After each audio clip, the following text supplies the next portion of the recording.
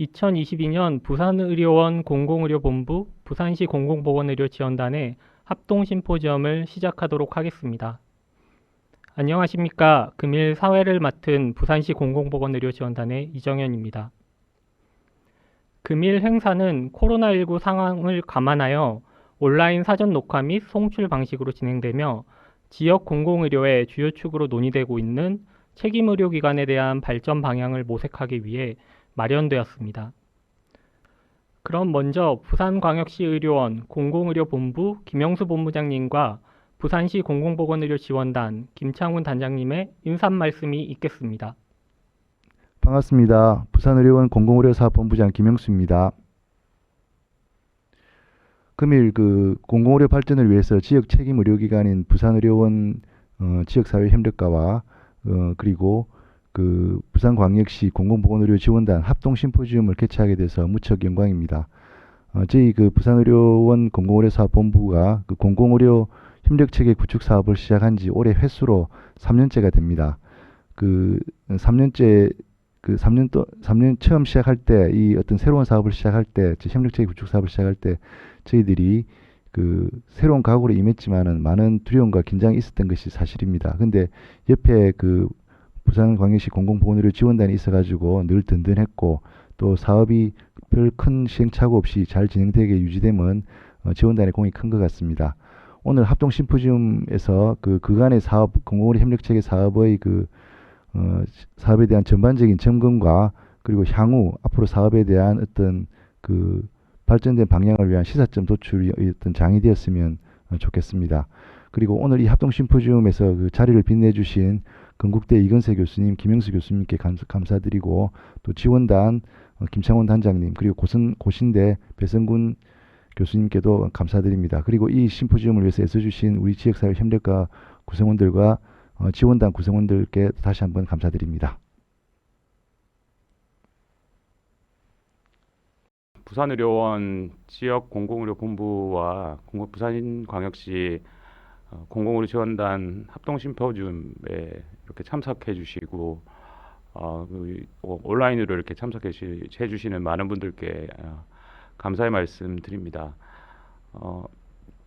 지금 현재 코로나19로 여러 가지 어려움을 겪고 있지만 부산의료원이 앞으로 뭔가 좀 더 책임 있는 역할, 더 나은 역할을 위한 여러 가지 수단 중에 하나가 이 지역 책임 의료기관이라고 생각을 합니다.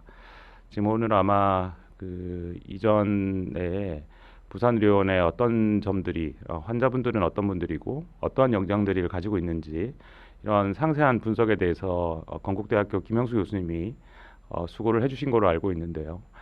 이 자료를 바탕으로 해서 부산 지역에 있는 많은 기관들이 부산의료원과 함께 이렇게 많은 일들을 앞으로 할 수 있는 좋은 기회가 되었으면 좋겠습니다.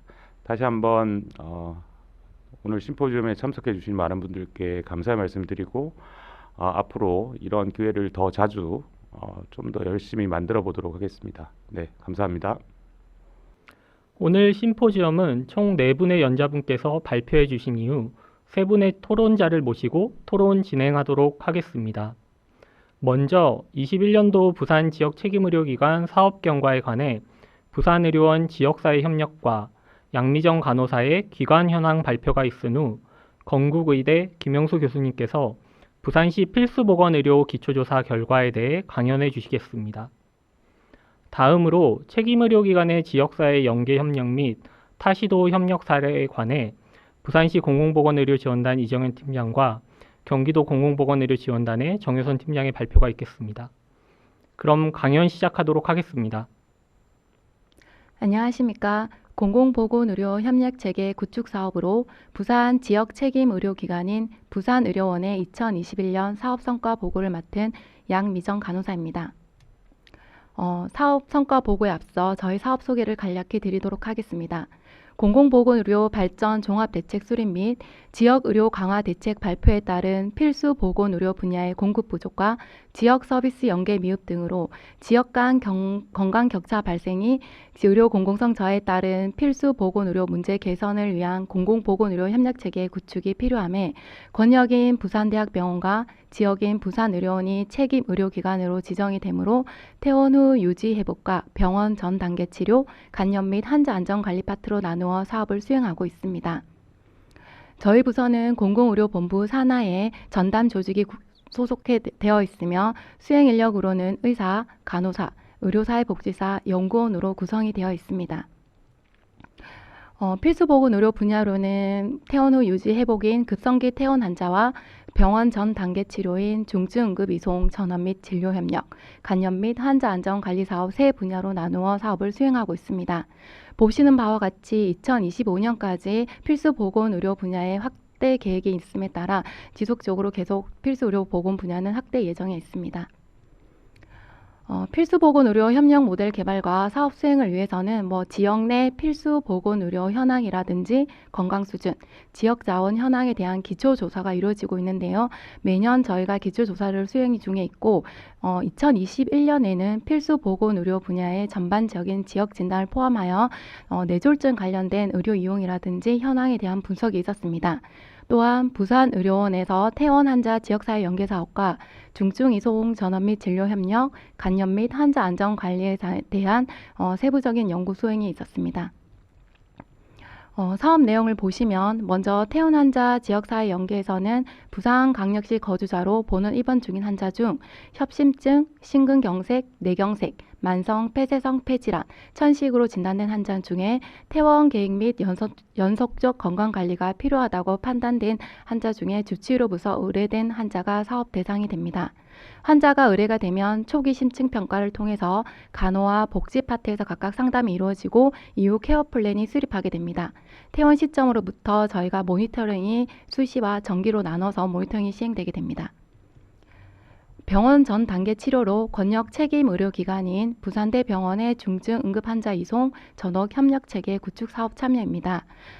체계적이고 지속적인 이송과 전원 사업 발전을 위한 지역 내 시청이라든지 지역 소방본부, 응급의료기관, 권역 책임 의료기관, 공공보건의료기관 간의 협력을 통해서 의료 정보를 공유하고 발전 방안을 모색함으로써 지속적인 협력 체계를 구축하고 있습니다.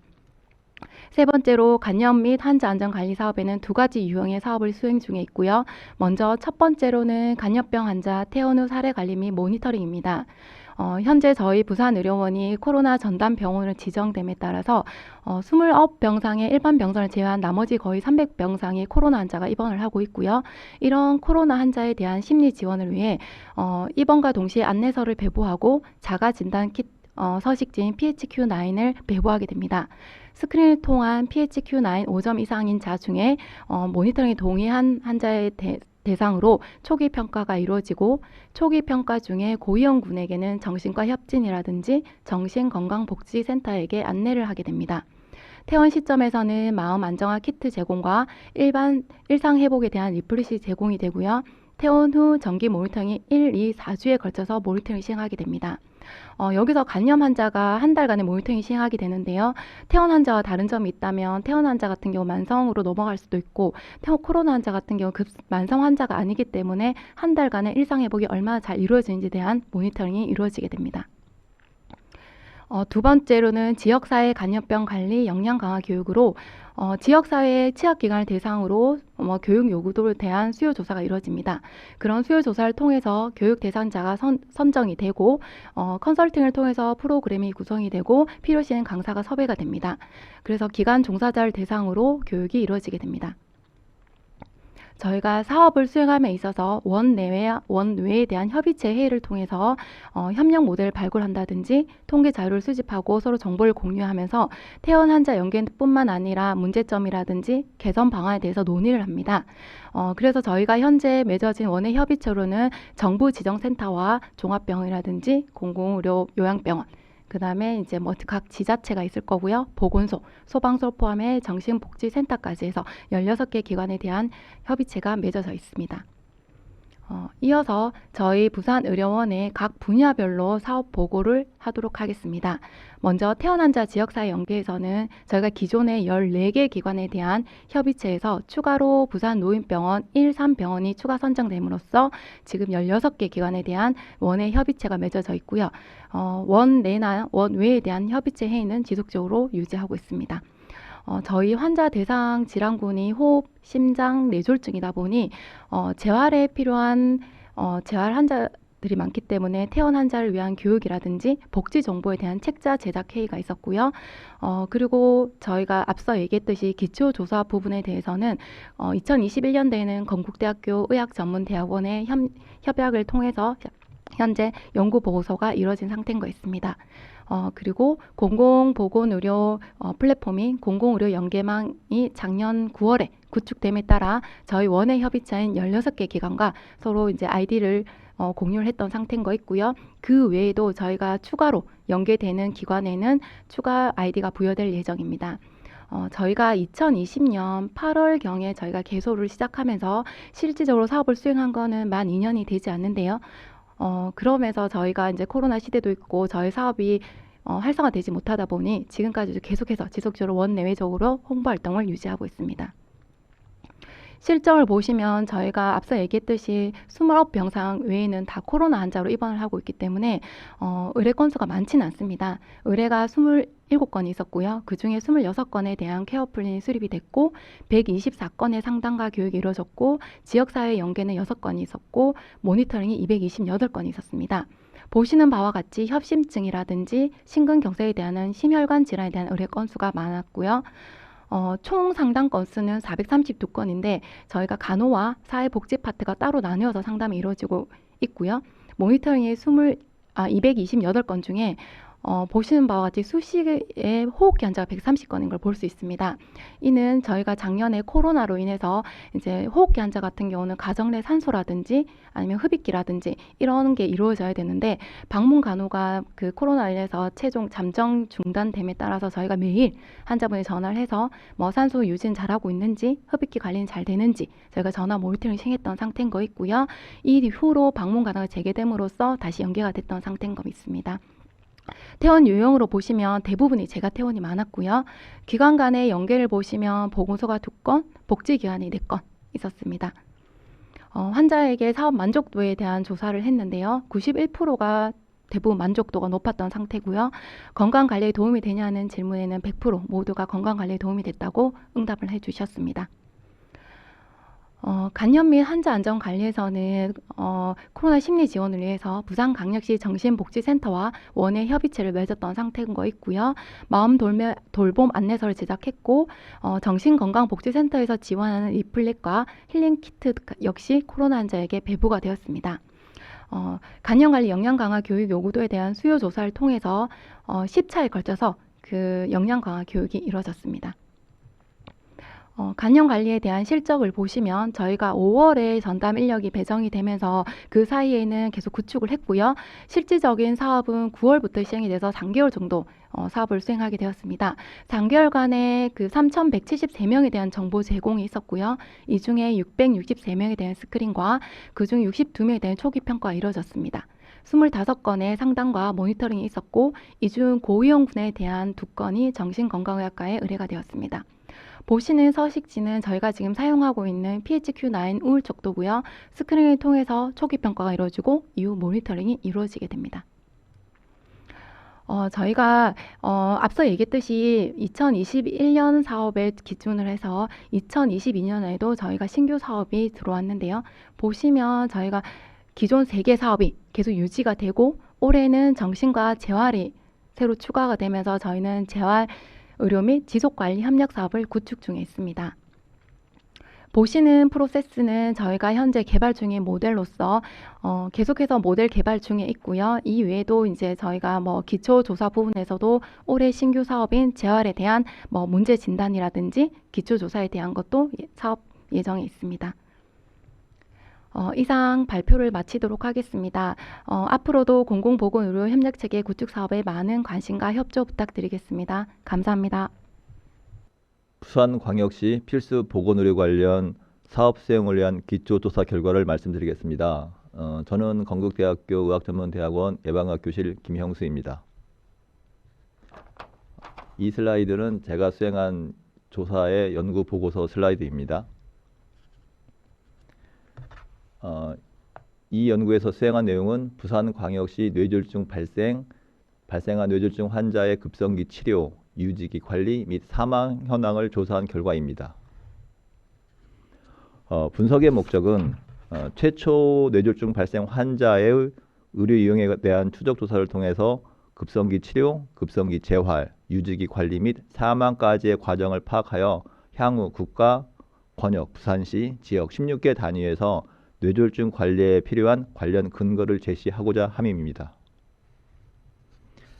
분석의 내용 및 방법을 말씀드리면, 먼저 분석의 자료는 국민건강보험공단이 제공하는 맞춤형 자료와 통계청의 연항인구 자료를 이용해서 지난 2007년부터 2019년까지의 자료를 이용하였습니다. 분석 지표 및 조작적 정의를 말씀드리겠습니다. 먼저 그 뇌졸중 발생률인데요. 이 뇌졸중은 최초 발생 환자가 되겠습니다. 따라서 그 재발이라든가 세 번째 발생 이런 것은 다 제외가 됐고, 이전에 한 번도 발생하지 않았던 사람에 대해서 처음으로 뇌졸중 발생자다라고 말씀을 드리겠고, 좀 구체적으로 보신다면 그 오른쪽 박스를 보시면 2000년부터 2019년 10년의 자료를 분석한 거고, 대상자는 연령 만 20세 이상을 대상으로 뇌졸중 진단 코드는 I60부터 61, 62, 63, 64까지 크게 5가지 코드를 이용했고, 5가지 진단명 중에 어느 하나라도 이 코드를 갖고 있으면 뇌졸중으로 진단하였습니다. 그리고 종합병원 이상의 응급실을 경유하여 입원 기간 동안에 브레인 이미지, CT 또는 MRI를 시행하는 자를 대상으로 하였고, 제외 조건은 뇌졸중 발생일, 그러니까 위에 그 박스에서 봤던 그렇게 응급실에 온 사람이 응급실을 방문한 방문일로부터 3년부터 방문 일주일 전까지 그 위에 5가지 코드로 의료기관을 이용하였다라면 제외를 하였습니다. 즉 이전에 그 5가지 뇌졸중 코드를 가지고 의료기관을 이용하였다라면 이미 기존 환자라고 정의하면서 제외를 하였다는 말씀이 되겠습니다. 따라서 이와 같은 정의를 가지고 뇌졸중 발생률을 계산하였습니다. 조 발생률은 오른쪽 박스에 있는 것처럼 연항 인구분의 그 1년, 지난 2010년부터 19년까지 매년 최초 발생자의 수를 10만 명당 발생률을 구하였습니다.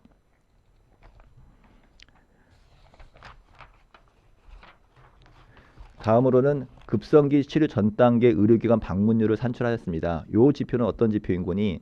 그러니까 최초 발생한 뇌졸중 환자가 종합병원의 응급실을 방문하는 날부터 일주일 전에 뇌졸중 진단명을 가지고 다른 의료기관을 방문하였는가를 조사한 것입니다. 즉 뇌졸중 증상이 발생하였을 때 바로 종합병원 이상의 기관을 방문해서 치료를 받았느냐, 아니면 그 전에 여러 기관을 방문해서 좀 시간을 허비했느냐, 이런 걸 알아보기 위한 지표라고 보시면 되겠습니다. 따라서 그 응급의료기관 방문율은 뇌졸중 발생 환자분의 발생 전 일주일 이내 의료기관 방문 환자의 분율이 되겠습니다. 다음으로는 급성기 치료입니다. 응급실을 경유해서 종합병원에 입원한 환자가 이제 그 뇌경색 발생자의 경우 혈전 용해술 내지는 이제 동맥내 혈전 제거술을 얼만큼 시행했느냐를 알아보는 거였고, 또 한 가지는 이제 최근에는 재활 치료를 빨리 하자는 게 추세이기 때문에 얼만큼 전문 재활 치료를 시행하였는가를 알아보았습니다. 따라서 뇌경색 발생자의 혈전 용해술, 동맥내 혈전 제거술의 시행에 대한 그 값의 산출 방식은 다음과 같습니다. 또 한 가지 그 급성기 재활 치료율 역시 전체 뇌경색 발생자분의 전문 재활 치료 받은 자의 분율을 산출하였습니다. 다음으로는 이제 그 유지기 관리, 그러니까 저희가 뇌졸중 환자의 경과를 크게 급성기, 회복기, 유지기로 나누고 있습니다. 조작적 정의로 유지기는 그 급성기를 입원 기간을 급성기로 보았고 급성기가 끝나면 저희 이제 조작적으로는 유지기로 봤습니다. 따라서 그 뇌경색 환자가 급성기 치료를 마치고 퇴원한 날로부터 1년 동안 항혈전제 복용 순응률이 얼마인가를 살펴보았습니다. 통상적으로 복용 순응률이라 하면 드셔야 할 약을 80% 이상 드셨을 때를 갖다 순응률이 좋다라고 정의하고 있습니다. 따라서 항혈전제 복용 순응률은 뇌경색 환자가 입원을 마치고 1년 동안에 항혈전제 처방률을 80% 이상 받은 자의 분율이 되겠습니다. 다음 마지막으로는 시기별 건강 수준 평가를 하였습니다. 이 공단 자료를 분석한 것이기에 실제로 개개인의 건강 수준을 파악할 수는 없었기에 이제 최초 뇌졸중 발생 이후의 사망률의 변화를 살펴보았습니다. 사망률은 입원 기간 중 내지는 입원 후 30일 이내, 3개월 이내, 6개월 이내, 1년 이내, 2년, 3년 이내 총 7개의 시기에 대해서 사망률을 평가해 보았습니다. 제가 준비한 지표는 여기까지이고요. 이 지표에 대해서 이제 지역 간 비교를 실시하였습니다. 지역 간 비교는 크게 이제 저희 전국 수준, 부산 권역시 수준 16개 시구에 대해서 이제 가장 최대값, 최소값을 비교하는 형태로 지역 간 비교를 해 보았습니다. 그다음에 이제 각각의 지표에 대해서 이제 그 개인 특성으로는 인구학적 특성, 성, 연령은 10대별로 나눠 보았고 또는 연령을 다시 20에서 44, 45에서 64, 65세 이상 3구간으로 구별하여 비교했습니다. 사회 경제적 특성으로는 이제 건강보험료 등급, 의료급여부터 등급을 1에서 10, 총 11등급으로 나눈 것을 다시 6개의 구간으로 나누어서 비교하였습니다. 여기서부터는 이제 제가 분석한 결과입니다. 이번 슬라이드는 이제 뇌출혈의 발생률을 비교한 것입니다. 먼저 이 슬라이드에서 봐야 될 거는 왼쪽 위, 왼쪽 아래 그림을 보시면 되겠습니다. 왼쪽 위 그림은 이제 파란색으로 보이는 것이 전국값이고 그 아래 분홍색이 부산 권역시의 값이고 맨 위에 있는 회색 값은 16개 시구의 최대값, 맨 아래에 있는 노란색 정도가 16개 시구의 최소값이 되겠습니다. 그래서 사실 최대값하고 최소값은 이제 한 지역이 아니고 16개 그 해의 이제 16개 구 중에 최대값, 최소값을 의미합니다. 왼쪽 위 값은 조율값입니다. 왼쪽 아래 값은 표준화 값입니다. 표준화 값에 대한 이해가 부족하신 분은 조금은 이제 더 공부를 해 주십사 요청을 드리고요. 두 개 값에서 봐야 될 것은 이제 경향을 보시면 되겠습니다. 이제 사실 최대값, 최소값은 조금은 이제 왔다 갔다 하는 부분이 없잖아 있지만 그래도 전체적인 분위기가 최대값도 약간 상승하는 분위기, 최대값이 좀 그래도 기본적으로 상승하는 값을 보이고 있습니다만 이제 전국값하고 그 부산시 값을 보았을 때 미세하지만은 이제 조율값이 감소하고 있습니다. 표준화 값도 감소하고 있습니다. 결국에는 이제 그 조율값하고 표준화 값이 감소한다고 한다는 것은 기본적으로 이제 뇌출혈의 발생이 기본적으로 부산시, 아니 전국도 마찬가지고 전국이나 부산시나 기본적으로는 좀 이제 뇌출혈은 잘 관리되고 있다. 그러니까 뇌출혈의 위험 요인이 잘 관리되고 있기 때문에 뇌출혈의 발생률이 조금씩 감소하고 있다. 이렇게 말씀을 드릴 수 있겠습니다. 이제 그 뇌출혈의 발생률을 좀 더 구체적으로 성별로, 남녀로 나눈 것이 오른쪽 그림이 되겠습니다. 넘어가겠습니다. 다음 슬라이드는 뇌출혈 발생률을 연령별로 3개 구간으로 나눴을 때의 발생률입니다. 다 조율값입니다. 넘어가겠습니다. 이거는 이제 그 뇌출혈 발생률을 그 사회경제적 수준, 건강보험료로 나누어 본 겁니다. 크게 그림이 6가지입니다. 보험료 0구간은 급여자의 발생률이 되겠고, 이제 1구간, 2구간, 3구간, 4구간, 5구간의 그 구간 수가 높을수록 월 보험료가 높음을 의미합니다. 사실은 이제 이게 값에 이제 보시면은 Y 값이 다 다릅니다. 그림을 하나로 한 화면에 보여주다 보니 이렇게 보여 있지만 그 왼쪽 Y축 값이 다 다르니 이제 절대값을 비교할 때 좀 참고하시면 되겠습니다. 넘어가겠습니다. 두 번째는 뇌경색의 발생률입니다. 앞서 봤던 뇌출혈 발생률과 그 발표하는 내용은 똑같습니다. 여기서 이제 눈여겨 보셔야 될 거는 왼쪽 위 그림이 뇌경색 발생률의 조율값입니다. 아랫값은 뇌졸중 발생률의 그 표준화 뇌졸중 발생률이 되겠습니다.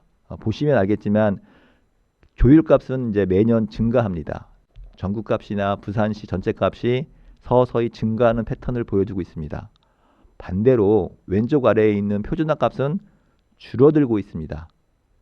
요 차이가 왜 나오는 거니? 이제 노령화 때문에 이제 고령자에서 뇌경색 발생자가 증가하는 것을 반영하는 게 조율값이 증가하는 패턴이고요. 반대로 이제 표준화값에서 감소하는 것은 이 표준화값은 2005년도 표준 인구로 환산했을 때의 발생률이 되겠습니다. 따라서 그 조율에서 증가한 값이 표준화값이 낮아진다는 의미는 이제 어르신들, 조금 이제 소위 이제 노인에서 사망률이 좀 높을 때 표준화값이 떨어지게 되어 있습니다. 따라서 두 그림을 보면은 해석할 수 있는 부분이 이제 어르신에서의 발생률이 증가하고 있다. 그렇기 때문에 표준율이 떨어진다. 이렇게 이해하시면 되겠습니다. 또 한 가지는 또 여기서 눈여겨봐야 될 것은 이제 뇌경색의 경우 이제 전국값보다는 부산시의 발생률이 최초 발생 뇌경색의 경우는 약간 좀 낮은 것을 볼 수 있습니다. 마찬가지로 오른쪽은 남녀의 패턴을 보여주고 있고 이번 슬라이드는 연령별 패턴을 보여주고 있습니다. 연령별 패턴의 경우도 모두 다 그 전국보다는 조금 낮은 경향을 띠고 있고요. 이번 슬라이드에서는 이제 그 올 보험료 수준을 봐더라도 전국보다는 조금 낮은 패턴을 보여주고는 있습니다. 다음은 이제 이 두 가지 뇌출혈하고 뇌경색을 합한 뇌졸중 전체에서의 발생률입니다. 상대적으로 뇌출혈보다는 뇌경색 발생률이 더 높아서 이제 마찬가지로 조율하고 표준화 패턴을 보았을 때 전체적으로 뇌졸중은 증가하는 양상을 띄고 있고 뇌졸중에 대한 표준화 발생률은 감소하는 패턴을 보여주고 있습니다. 해석은 앞서 말씀드렸던 뇌경색에서의 해석과 동일하게 할 수 있습니다. 오른쪽은 이제 남녀의 패턴을 보여주고 있고 다음은 연령별 발생률 패턴을 보여주고 있습니다. 마지막으로 사회 경제적 수준에 따른 발생률 패턴을 볼 수 있습니다. 여기까지가 이제 가장 시간이 많이 걸렸던 그 뇌출혈, 뇌경색 내지는 뇌졸중에서의 지난 10년간 발생 경향을 같이 보셨습니다. 이번 슬라이드는 좀 재미있는 슬라이드인데요. 그 앞서 말씀드렸던 것처럼 방법론에서 이거는 이제 급성기 치료 전 단계 의료기관 방문율입니다. 말씀드렸던 것처럼 뇌경색, 뇌출혈, 뇌경색 치료를 위해서 종합병원 응급실을 방문해서 이제 어떤 형태의 치료가 이루어졌는데 그날로부터 일주일 이전에 이 상병, 뇌졸중이라고 하는 상병으로 의료기관을 방문한 사람이 얼만큼 있을 것이냐, 뭐 이런 말씀을 드리고 싶은 건데요. 그림을 보는 것처럼 맨 왼쪽에, 그러니까 순서대로 본다면 첫 번째가 뇌출혈, 뇌경색, 뇌졸중 그림이고 각각의 그림에서 처음 두 막대가 전국, 두 번째가 이제 부산시 전체의 값이 되겠습니다. 예를 들어서 첫 번째 뇌출혈 같은 경우 뇌출혈이라는 진단 코드를 가지고 지난 그 치료 종합병원 이상에서 치료 이전에 일주일 동안에 의료기관을 방문한 사람의 비율이 전국으로 친다라면 전국의 경우가 약 한 8.5% 그리고 부산시가 7.5%가 어쨌거나 이제 그러니까 100명 중에 8명, 9명 내지는 7명, 8명이 그 바로 의료기관에 온 것이 아니고 이제 어떻게 보면 환자는 최선의 의료를 이용한 거죠. 왜? 본인이 아프고 불편하니 뭐 이렇게 종합병원에 바로 갈 수도 있겠지만 또 가까운 의료기관에 간 거고 그 가까운 의료기관에 갔을 때 이제 그 의료기관에서는 뇌출혈이 의심된다라고 진단 코드를 붙였고 거기서 치료가 제대로 이루어지지 않았으니 다시 이제 큰 병원으로 이동을 하는 거고 어떻게 보면 자연스러운 이용인 것만 분명하지만 결과론적으로 본다라면 이 환자한테는 그만큼 종합병원에 올 때까지 시간이 이제 딜레이 길어진 거죠. 예, 그런 것을 보여주는 슬라이드입니다. 그래서 이제 이제 처음 값이 이제 그 전국하고 부산시 값이었고 이제 그 다음부터가 이제 16개 시구의 값입니다. 그래서 이제 가장 낮은 값을 보여주는 데가 중구. 비록 숫자는 많지는 않습니다. 11명. 죄송합니다. 요거는 참 2016년 한 해 것만 한 겁니다. 2016년 한 해 것만. 그 말씀을 안 드렸는데요. 2016년 발생자에 대해서만 진행을 했습니다. 이제 중부권 같은 경우에 그 중구 같은 경우 11명이 뇌출혈이 최초 발생 환자가 11명이었는데 11명 모두 한 명도 그 응급의료기관을 그러니까 이전에 이제 기관을 방문하지 않았고 가장 많이 방문한 지역은 서구 37명 중에 5명이 이제 일주일 동안에 여러 뭐 최소 한 군데 이상을 방문한 것입니다. 예. 그다음에 옆에 있는 것이 이제 뇌경색이 되겠고 뇌경색의 경우는 전국이 7.3%, 부산시도 7.3%이고 부산 16개 구 중에서 가장 높은 값은 이제 북부가 16.2%, 68명 중에 11명이 이용을 했고 가장 낮은 지역이 이제 사허구가 되겠는데 이제 232명 중에 9명만 이렇게 이용을 했습니다. 사실은 이제 해석이 이제 이걸 어떻게 해석할 거냐? 뭐 어차피 이제 뭐 갈 데가 없어서 안 가고 바로 이제 종합병원으로 간 거냐? 아니면 아까 말씀드린 것처럼 환자는 현명하게 의료기관을 이용한 거냐? 근데 결과론적으로는 이제 그만큼 딜레이됨을 반영하기 때문에 어떻게 하면 과연 이제 전 단계에서 환자들이 뇌졸중을 발생을 한 것을 의심하면서 전 단계에서 최소 그 뇌졸중을 치료할 수 있는 의료기관으로 바로 찾아갈 수 있을 거냐? 쉽지 않은 거고 이런 것을 앞으로 해결해야 되는 게 책임 의료기관의 역할이 아닐까 싶습니다. 이제 앞서 봤던 세 개의 그림에 대한 구체적인 값을 제시한 게 이번 슬라이드의 표입니다. 이 표는 이제 이런 식으로 보고서에 다 담겨져 있습니다. 다음은 이제 급성기 치료입니다. 이것도 이제 2016년도 최초 발생 뇌경색 환자에 대해서 이제 혈전 용해술, 이거는 이제 약물로 이제 혈전을 녹이는 거고, 내지는 이제 한 3시간 반 이내에 오면은 아마 인디케이션이 되는 걸로 알고 있습니다. 내지는 이제 동맥내 혈전 제거술, 약은 이건 이제 기계적으로 이제 혈전을 제거하는 거고, 이제 가장 좋은 거는 6시간 이내, 내지는 6시간이 넘어가더라도 뭐 경우에 따라서는 24시간 이내에만 도착하면 시도해 볼 수 있는 치료라고 알려져 있습니다.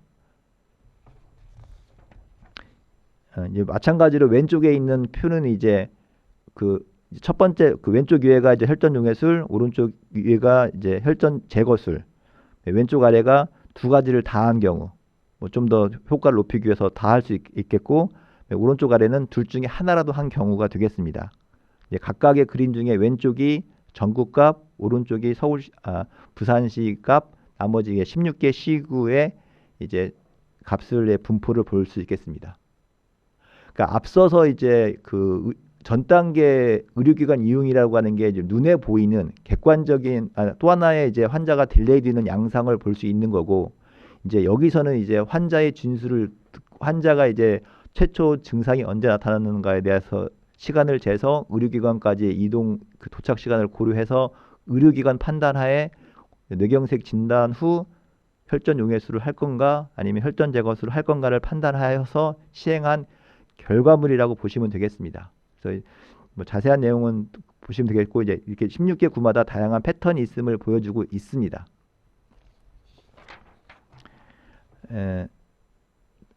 다음 슬라이드는 이제 급성기 치료 중에 이제 급성기 재활 치료일입니다. 그러니까 요새는 이제 최근인도 아니죠. 10년도 넘었지만 이제 권역 심뇌혈관 센터가 생기면서 이제 심뇌혈관 환자에 대해서 급성기 재활 치료, 그러니까 뇌졸중 환자나 내지는 심근경색 환자에 대해서 이제 재활, 심장 재활 내지는 이제 뭐 뇌졸중 재활에 대한 조기 재활 치료를 목표로 하고 있습니다. 그래서 이 슬라이드에서 보여드릴 것은 과연 이제 뇌경색 진단을 받은 사람이, 뇌졸중 중에서도 뇌경색 진단을 받은 분들이 뇌경색 급성기 치료를 받으면서 입원 기관 중에 이제 전문 재활, 뇌졸중 회복을 위한 전문 재활 치료를 받은 사람이 얼만큼이냐. 물론 이게 이제 재활 환자 상태에 따라서 전문 재활 치료 제공이 가능한 환자가 있고 뭐 정말로 불가능한 환자도 있을 수 있겠지요. 다만 저희는 이제 오로지 청구 코드, 전문재활 치료 청구 코드를 이용해서 최초 뇌경색 진단 받은 사람 중에 얼마나 이제 전문재활 치료를 받았는가밖에 라는 한계는 분명히 있습니다. 그러다 보면 약간 과소 추정이 들 수밖에 없죠. 분모에서 이제 사실은 전문재활 치료를 받을 수 없는 분을 빼줘야 되는데 저희는 청구 자료를 이용하는 한계 때문에 거기까지 가지는 못했고, 그거는 이제 어떻게 보면은 전국 평균하고 비교한다면 조건은 같다고 볼 수도 있겠습니다. 예, 그렇게 봤을 때 왼쪽에 전국이 이제 약 한 36.8%인가요? 40%가 조금 안 되고 부산시 평균이 약 40.9%로 조금 전국보다는, 부산시 전체적으로 본다면 부산시 전체가 전국보다는 그 이제 급성기 회복 급성기에서의 그 재활 치료율이 조금 높은 편이고, 이제 나머지 16개 시구에서의 패턴은 어떨 것이냐 보시면 알겠지만 이제 가장 낮은 지역은 저기 금정구가 기장군이 약 한 25.7%로 가장 낮고, 그다음에 이제 사실은 가장 높은 지역은 사상구가 50.9%까지 죄송합니다. 서구가 52.8% 정도인가요? 약간 이런 차이. 그러니까 사실은 이제 요거는 이제 사실은 그 밑에 있는 주소는 그 이제 그 대상자의 거주지 지역이기 때문에 이분들이 사시는 동네에서 이걸 치료받았지는 않았겠죠. 이제 어느 기관에 갔는가는 좀 다른 얘기는 있을 수 있습니다. 뭐 기장군 분이 뭐 기장군에 의료기관이 없어서 이런 치료를 못 받았다고 할 수 있겠지만, 이제 상대적으로 이제 이분들은 그러니까 이건 사는 지역보다는 서비스를 제공하는 의료기관의 특성이 반영된 것일 수밖에 없지만, 어쨌거나 이제 부산시 16개 구 그 거주 지역면별로 이런 이런 차이가 있다라는 부분을 말씀드립니다.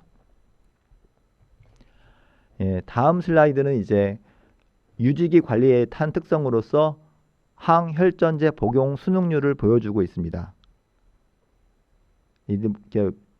왼쪽에 있는 이 전국값이 이제 어쨌거나 1년 동안에 최초 발생 뇌졸중 환자가 퇴원하면서 1년 동안 항혈전제를 드셔야 되는데, 1년 동안 80% 이상 약을 드신 분의 분율이 전국으로 본다면 56.3%, 부산시가 56.5%, 뭐 거의 같은 수치이죠.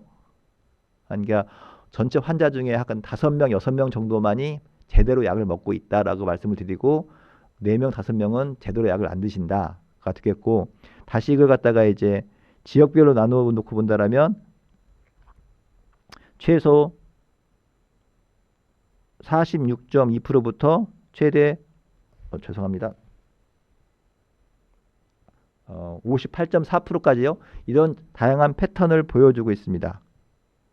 요거는 이제 다시 좀 오른쪽으로 본다라면, 오른쪽 슬라이드는 오른쪽 표를 보시면, 오른쪽 표는 이제 이걸 갖다가 이제 그 성별, 연령별로 내지는 경제적 수준별로 나눠봤습니다. 사실은 이제 가장 성별은 뭐 남녀밖에 없으니까 좀 비교가 애매한데, 남자가 한 59% 더 약을 잘 드시고 여자가 좀 덜 드시는 거고, 더 특징적인 것은 연령입니다. 연령 2를 보시면, 그러니까 20에서 44세는 65.4%, 45부터 64세가 63.6%, 65세 이상이 51%. 오히려 좀 연세가 많으신 분들이 조금 더 건강을 잘 챙기고 약을 잘 드실 것 같은데, 그 연령이 올라갈수록, 고령으로 갈수록 수능률이 떨어집니다. 그러니까 본인이 이제 조금 이제 뭐 어떻게 보면 안 챙겨줘서 그런다고 볼 수도 있겠고, 아니면 이제 노화와 관련돼서 좀 못 챙기는 거일 수도 있겠지만, 어쨌거나 이제 다시 이제 약을 제대로 안 드시는 분의 분율이 연령이 증가하면서 높아지고, 안 드시는 분이 더 높아지는 거죠. 연령이 많으면서 올라가고, 이제 이런 분들이 결국에는 이제 항혈전제를 안 먹으면 다시 클롯이 생길 것이고, 그러면 다시 이제 뇌경색의 재발에 증가하겠죠. 뭐 다음 연구는 이제 이런 분들만 다시 이제 재발률을 평가하고 싶은 게 제 욕심이긴 한데, 이제 앞서서 제가 이제 뇌경색 뇌졸중 환자의 의료기관 전 단계에서의 어떤 이제 의료기관 방문율이 좀 중요한 부분이라고 했던 것처럼, 이제 뇌경색 치료가 끝난 다음에 급성기 치료가 끝나고 다시 퇴원해서 이제 다시 재발하지 않게끔 관리하는 부분도 중요한데, 그 관리의 첫 번째는 항혈전제를 드시는 건데, 이러한 그 복용 순응률이 낮으면 향후 또 이제 부산시 의료원의 역할, 그 지역이 됐던 권역이 됐던 책임 의료기관의 역할로 수행해야 될 하나의 큰 과제라 말씀을 드리겠습니다. 예, 이제 제가 준비한 그 마지막 분석 슬라이드입니다. 시기별 건강 수준에 대한 사망률입니다. 이제 저희가 이제 공단 자료로만 분석하다 보니 이제 뇌졸중 발생한 분이기 때문에 뇌졸중으로 한 사망률을 보면 더 좋겠는데 공단 자료에 거기까지는 있지 않고 모든 원인에 의한 사망률, 그러니까 어찌됐든 이제 뇌졸중으로 이제 뇌출혈, 뇌경색, 뇌졸중으로 종합병원에 입원한 사람이 이제 입원한 날을 기준으로 이제 입원 기간 동안에 내지는 입원 날로부터 30일, 60일, 90일, 뭐 1년, 2년, 3년까지 이제 얼만큼 생존했느냐, 역으로 이제 얼만큼 돌아가셨느냐, 요 그림을 보여주는 거고, 사실은 이제 그림은 이제 뭐 이제 그 그림을 왼쪽에 뇌출혈만, 가운데 뇌경색만, 이제 오른쪽으로는 이제 뇌졸중만 본 것입니다.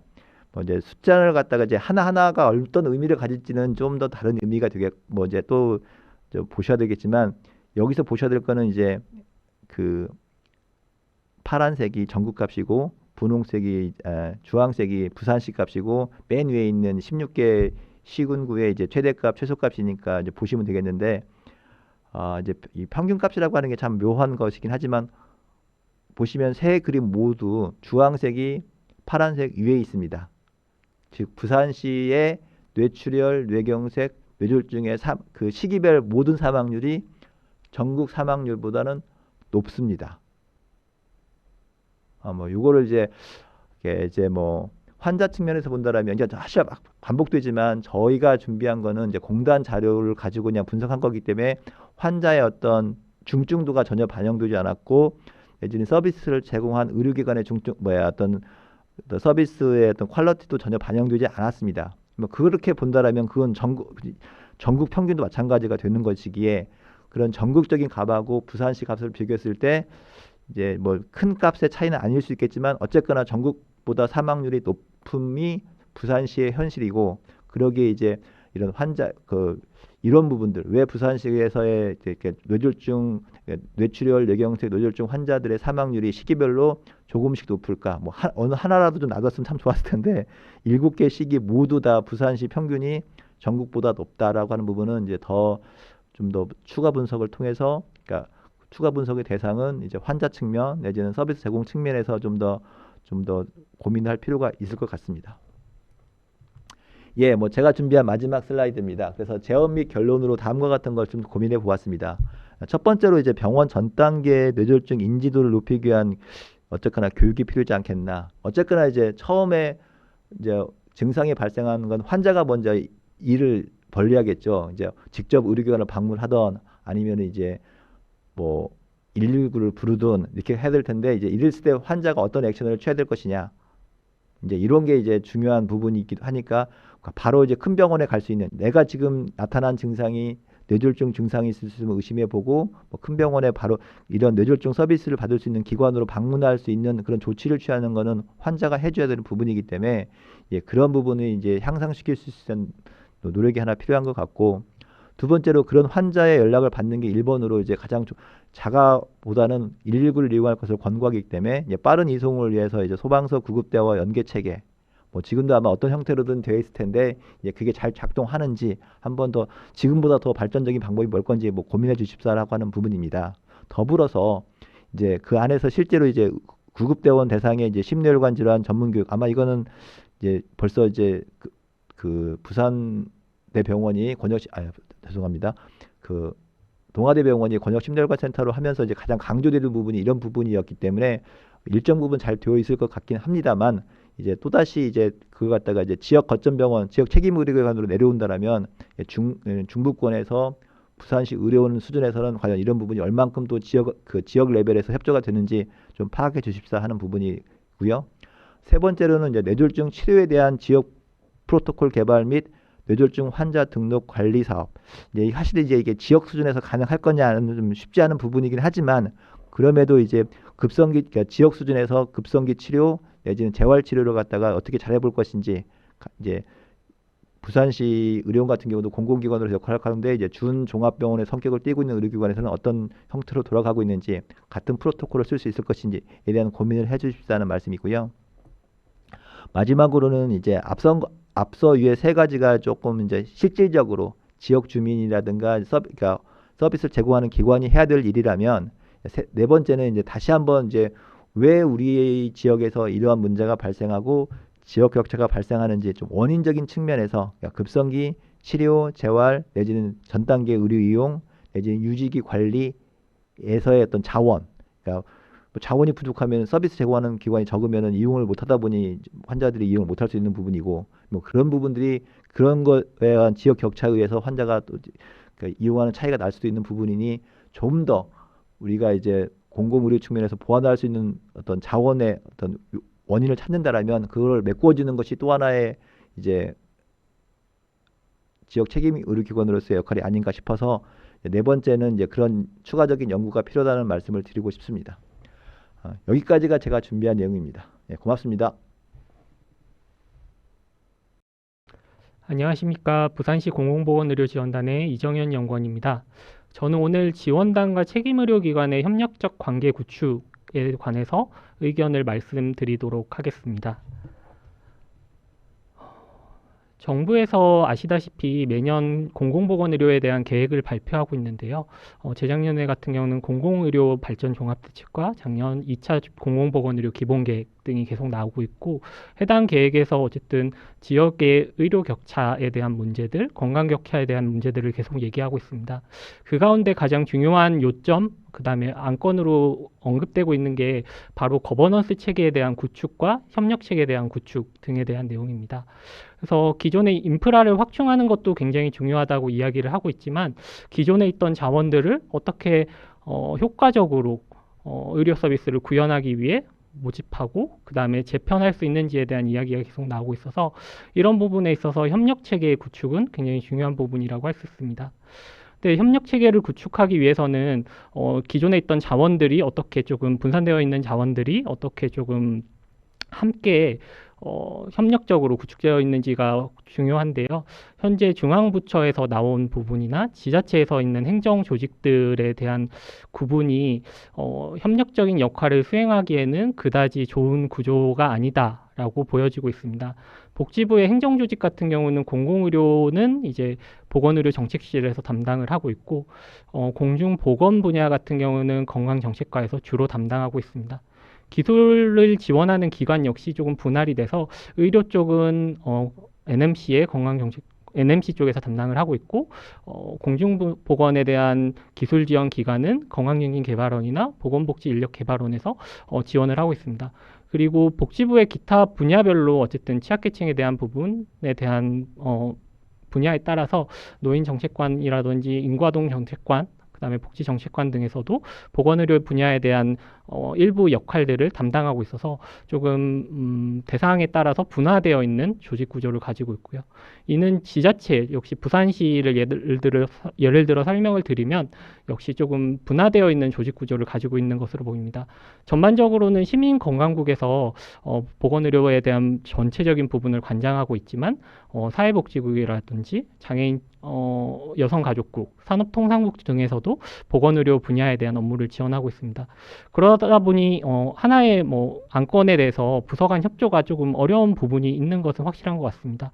예를 들어서 저희 지원단이 한 2년 전에 취약계층을 대상으로 한 의료 지원 사업에 관해서 조금 회의를 구축하고 그다음에 좀 발전 방안 같은 것들을 도출하고자 조금 노력을 하였는데요.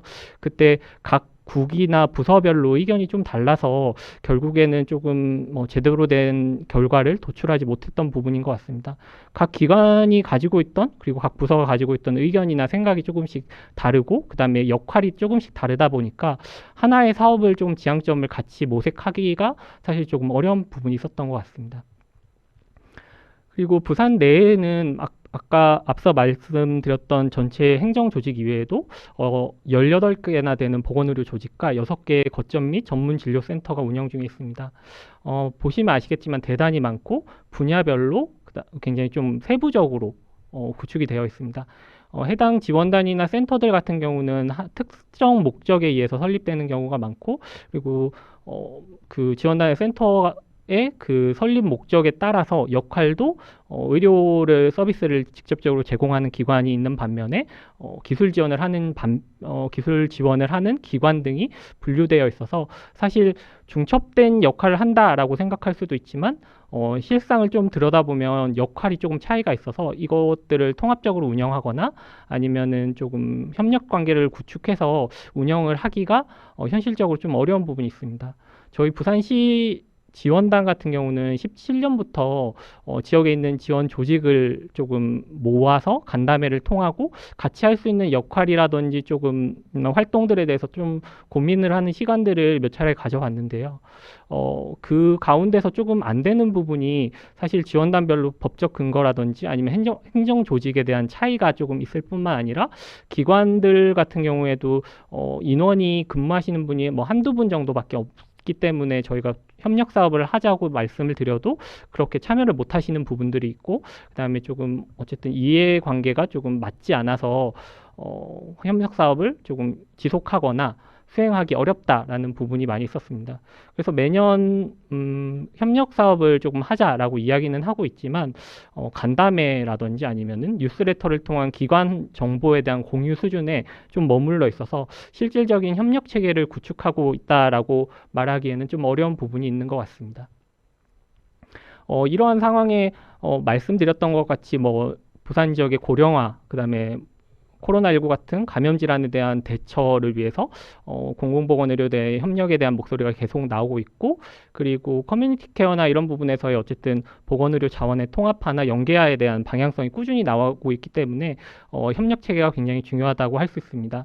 그리고 부산 같은 경우는 최근에도 계속 나오고 있는 게 부울경 초광역 메가시티 출범 등으로 어쨌든 지역 내에 있는 의료 자원에 대한 집적화라든지 효율화에 대한 목소리가 계속해서 나오고 있기 때문에 협력 체계가 지금은 굉장히 낮은 단계에 머물러 있지만 향후에 지속적으로 활성화해야 된다라는 부분은 변함이 없는 것 같습니다.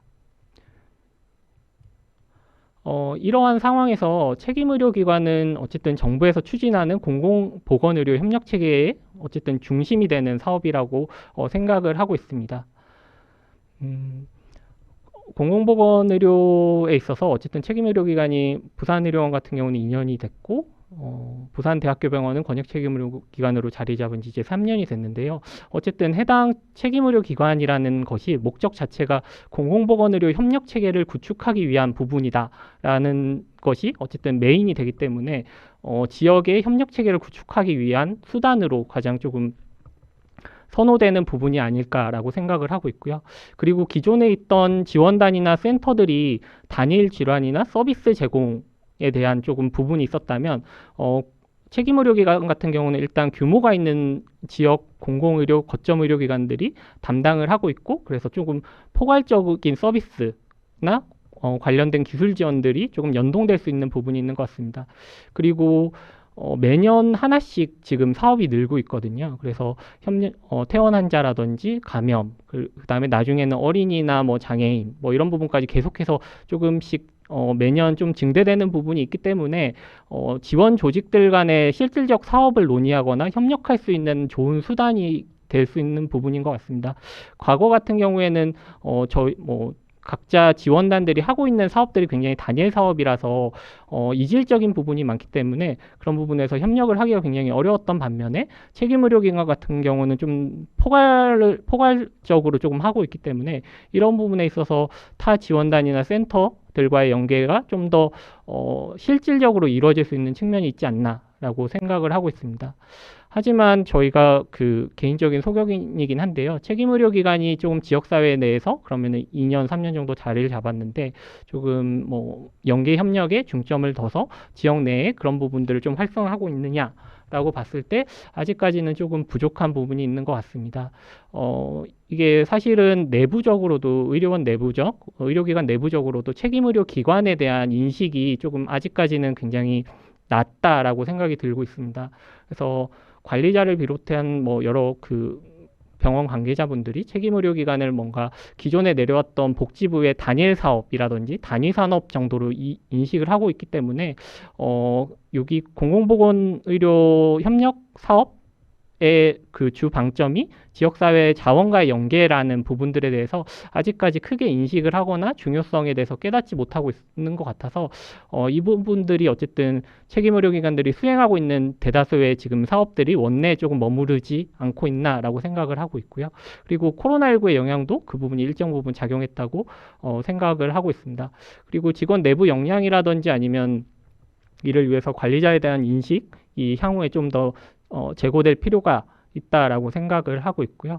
그래서 뭐 내부적으로는 그렇고 외부적으로도 이제 어쨌든 책임의료기관이 무엇인지에 대한 인식이라든지 책임의료기관이 어떤 역할을 하고 어떤 내용의 서비스를 우리와 연계할 수 있는지에 대한 타 기관들의 좀 인식도 좀 제고하는 부분들이 필요할 것 같아서 그런 부분에 대해서도 향후에 지속적으로 조금 책임의료기관이 좀 노력해야 되는 부분이지 않나 생각을 하고 있습니다. 앞서 말한 책임의료기관이 보통 보시면 사업을 직접적으로 수행을 하고 지역 자원들과의 연계를 직접적으로 할 수 있는 부분이라고 생각을 하는데요. 조금 부족한 부분이 어쨌든 그 부분들을 내용들을 기획하고 그다음에 모니터링하고 평가하는 부분이라고 생각을 하고 있습니다. 그래서 그 부분에 대해서 어쨌든 부산시 공공보건의료지원단이 기존에 해왔던 역할들과 조금 유사한 부분이 있기 때문에 그런 평가나 책임의료기관에서 하시는 역할들에 대해서 조금 조언을 하고 지지적인 역할을 해줄 수 있지 않나라고 생각을 하고 있습니다. 그래서 부산 공공보건의료지원단 같은 경우는 특정 질환이나 서비스에 국한해서 뭔가를 제공하는 게 아니라 시 전반에 걸친 내용에 대해서 보건의료 분야에 대한 모니터링이나 기술 지원을 하기 때문에 지역 책임의료기관에서 하는 전반적인 내용을 폭넓게 조금 관리하고 기획하고 함께 할 수 있는 부분이 타 지원단이나 센터보다는 좀 더 넓다라고 생각을 합니다. 그래서 그런 부분에서 좀 더 지원단과 책임의료기관들이 함께 했을 때 좀 더 시너지가 날 수 있는 역할들이 있지 않을까라고 생각을 하고 있습니다. 그래서 여기는 어쨌든 세 기관들만 말씀을 드리는데요. 책임의료기관이 어쨌든 실질적으로 협력할 수 있는 사업이라든지 각 지원단과 센터들에 대한 실질적인 사업 수행을 하고 공공보건의료지원단이 그 전에 기획을 하고 그다음에 사업이 수행됐을 때 모니터링, 평가 이런 부분들을 동시에 시행을 하면 좀 더 원활하게 책임의료기관이 원하는 지역 내 목표를 달성할 수 있지 않을까라고 생각을 하고 있고요. 이것들이 수행되기 위해서는 무엇보다 부산광역시의 지원이 필요하다고 생각합니다. 어쨌든 책임의료기관만으로는 가진 행정력으로는 굉장히 좀 부족하기 때문에 시 차원에서의 행정력이 같이 지원이 돼서 기존에 있던 자원들을 좀 더 활용하는 데 수월하게 조금 이끌 수 있어야 되지 않을까라고 생각을 합니다. 그래서 그 향후 보완 사항으로는 어쨌든 책임의료기관은 앞서 말씀드린 것과 같이 사업에 대한 내부적으로는 좀 인식 전환 및 직원에 대한 역량 강화 등이 필요할 거라고 생각을 하고 있고요. 그다음에 지역보건의료 자원과의 협력을 좀 내부적으로 우리가 가진 지역 책임의료기관, 권역 책임의료기관이 가진 자원과 어떤 부분들을 우선적으로 연계하고 강점이 무엇인지에 대한 탐색을 기본적으로 좀 더 해놔야 될 것 같다라고 생각을 합니다. 공공보건의료 지원단 같은 경우는 어쨌든 인력이 굉장히 협소한 부분이 있습니다. 그리고 지원단의 인력이 조례상 10명으로 묶여 있기 때문에 추가적으로 책임의료기관에서 하는 일들을 같이 한다고 하면 지원단에 대한 인력에 대한 확충이 기본적으로 필요할 것 같고요. 그리고 어쨌든 시 전반적인 의료에 대한 지원을 해야 되기 때문에 직원들의 역량이 굉장히 중요한 부분이라고 생각을 하고 있습니다.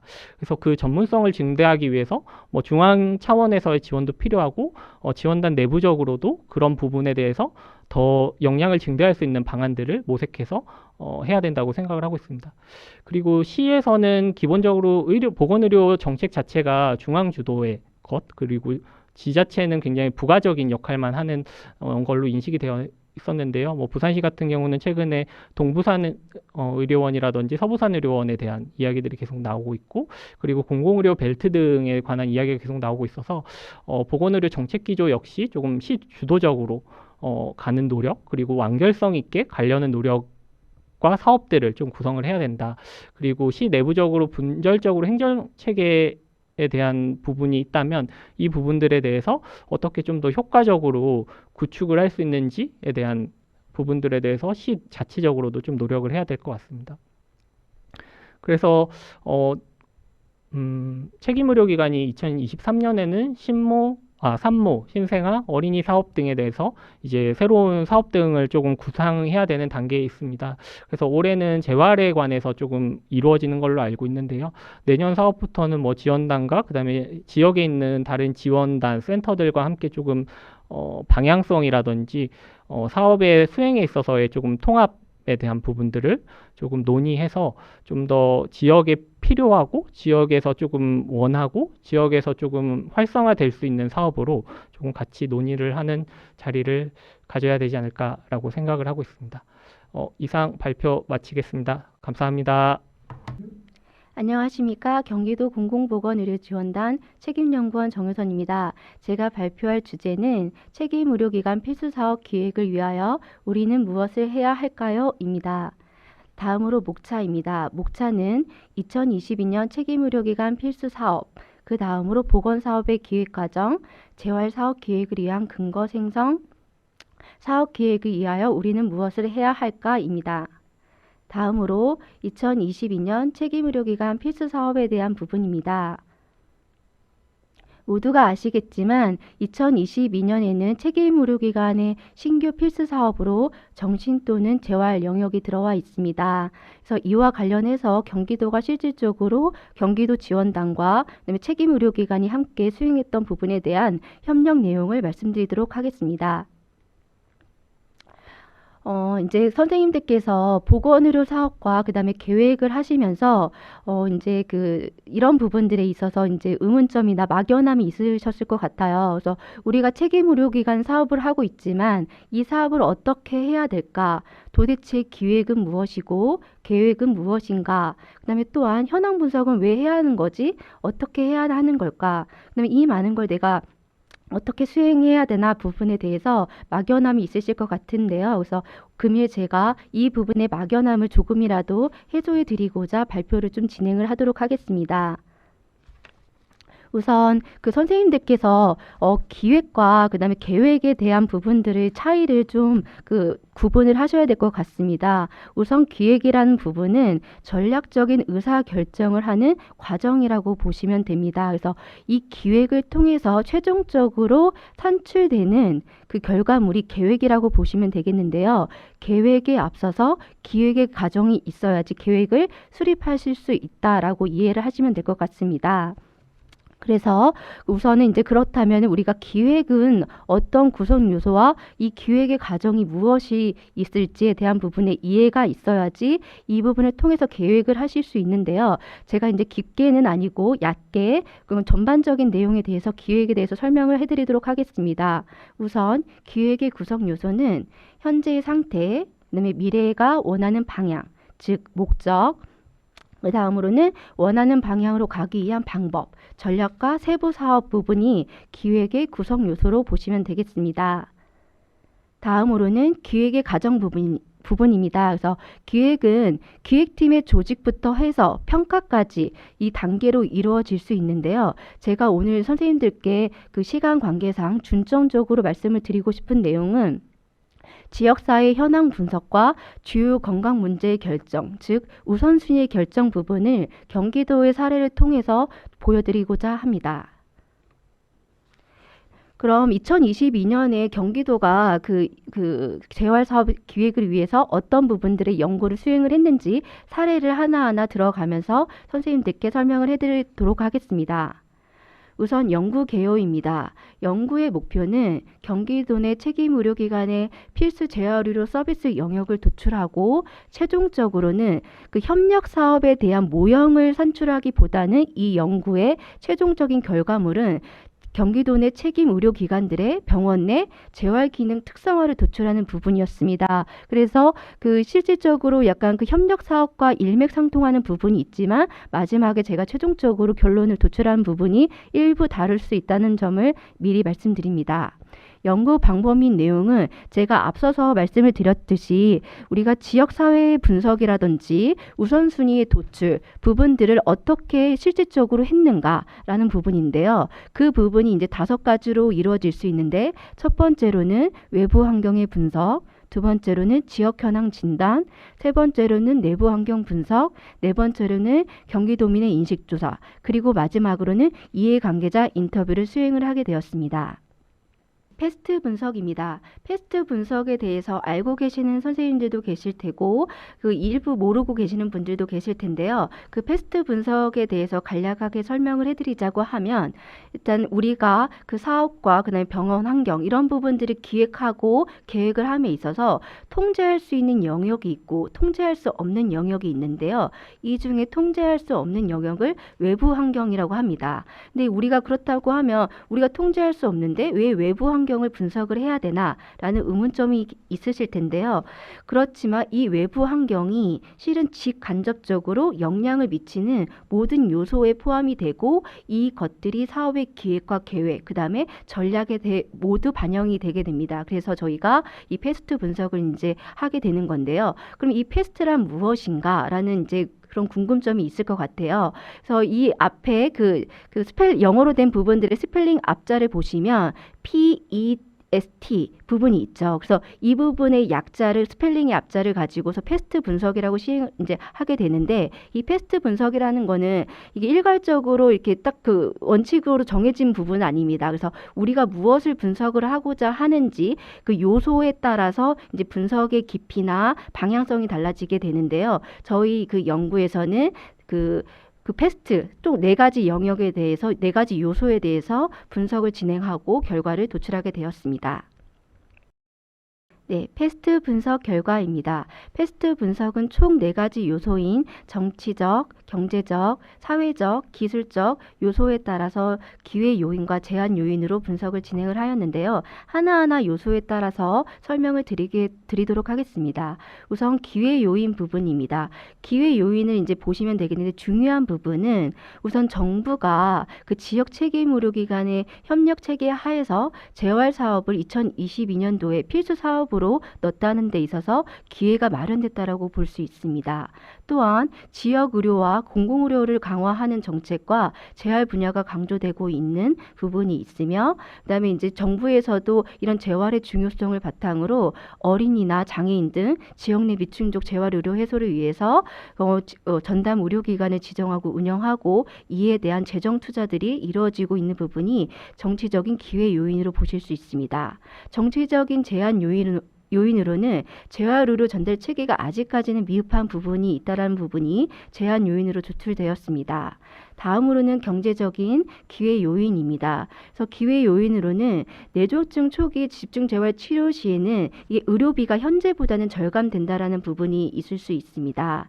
다음으로는 경제적 제한 요인입니다. 제한 요인으로는 여러 가지가 있을 수 있는데요. 이 중에서 보시면은 합리적이지 못한 재활수가 체계로 인해서 재활 난민들이 발생을 하고 있다라는 게 현실 부분이고 그다음에 물리치료, 도수치료 등 무분별한 실손의료보험 청구에 따라서 의료비 지출이 증가하고 있습니다. 또한 그 경기도의 경우에는 2022년도에 보건 분야의 예산이 감소됐습니다. 그래서 이런 부분들이 경제적인 제한 요인으로 도출이 되었습니다. 다음으로는 사회적 요소 부분입니다.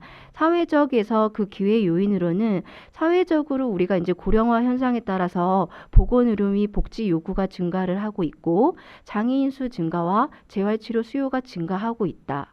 또한 재활치료에 대한 인식과 국민들의 패러다임이 변화되고 있다라는 부분이 기회 요인으로 작동할 수 있으며 제한 요인으로는 의료 양극화 현상, 즉 민간병원과 그다음에 공공병원, 특히 대형병원으로의 환자 쏠림 현상이 아직까지도 유지되고 있고 점차 갈수록 심화되고 있다라는 부분이 사회적인 제한 요인으로 도출되었습니다. 마지막으로 기술적 요소에서 기회 요인은 최신의 이제 기술들, AI, 3D, 로봇 이런 부분들이 접목한 재활치료가 도입되고 운영이 되고 있습니다. 또한 빅데이터 기반의 다양한 임상 연구를 통해서 재활치료의 발전이 이루어졌습니다. 기술적인 부분에 있어서 제한 요인은 아직까지도 공공의료기관들이 민간 의료기관에 비해서 상대적으로 경쟁력이 약하다라는 부분이 제한 요인으로 도출되었습니다. 이 분석의 결과는 나중에 스왑 분석에서 도입이 되게 되는데요. 그 기회 요인과 제한 요인을 중점적으로 봐주시면 될 것 같습니다.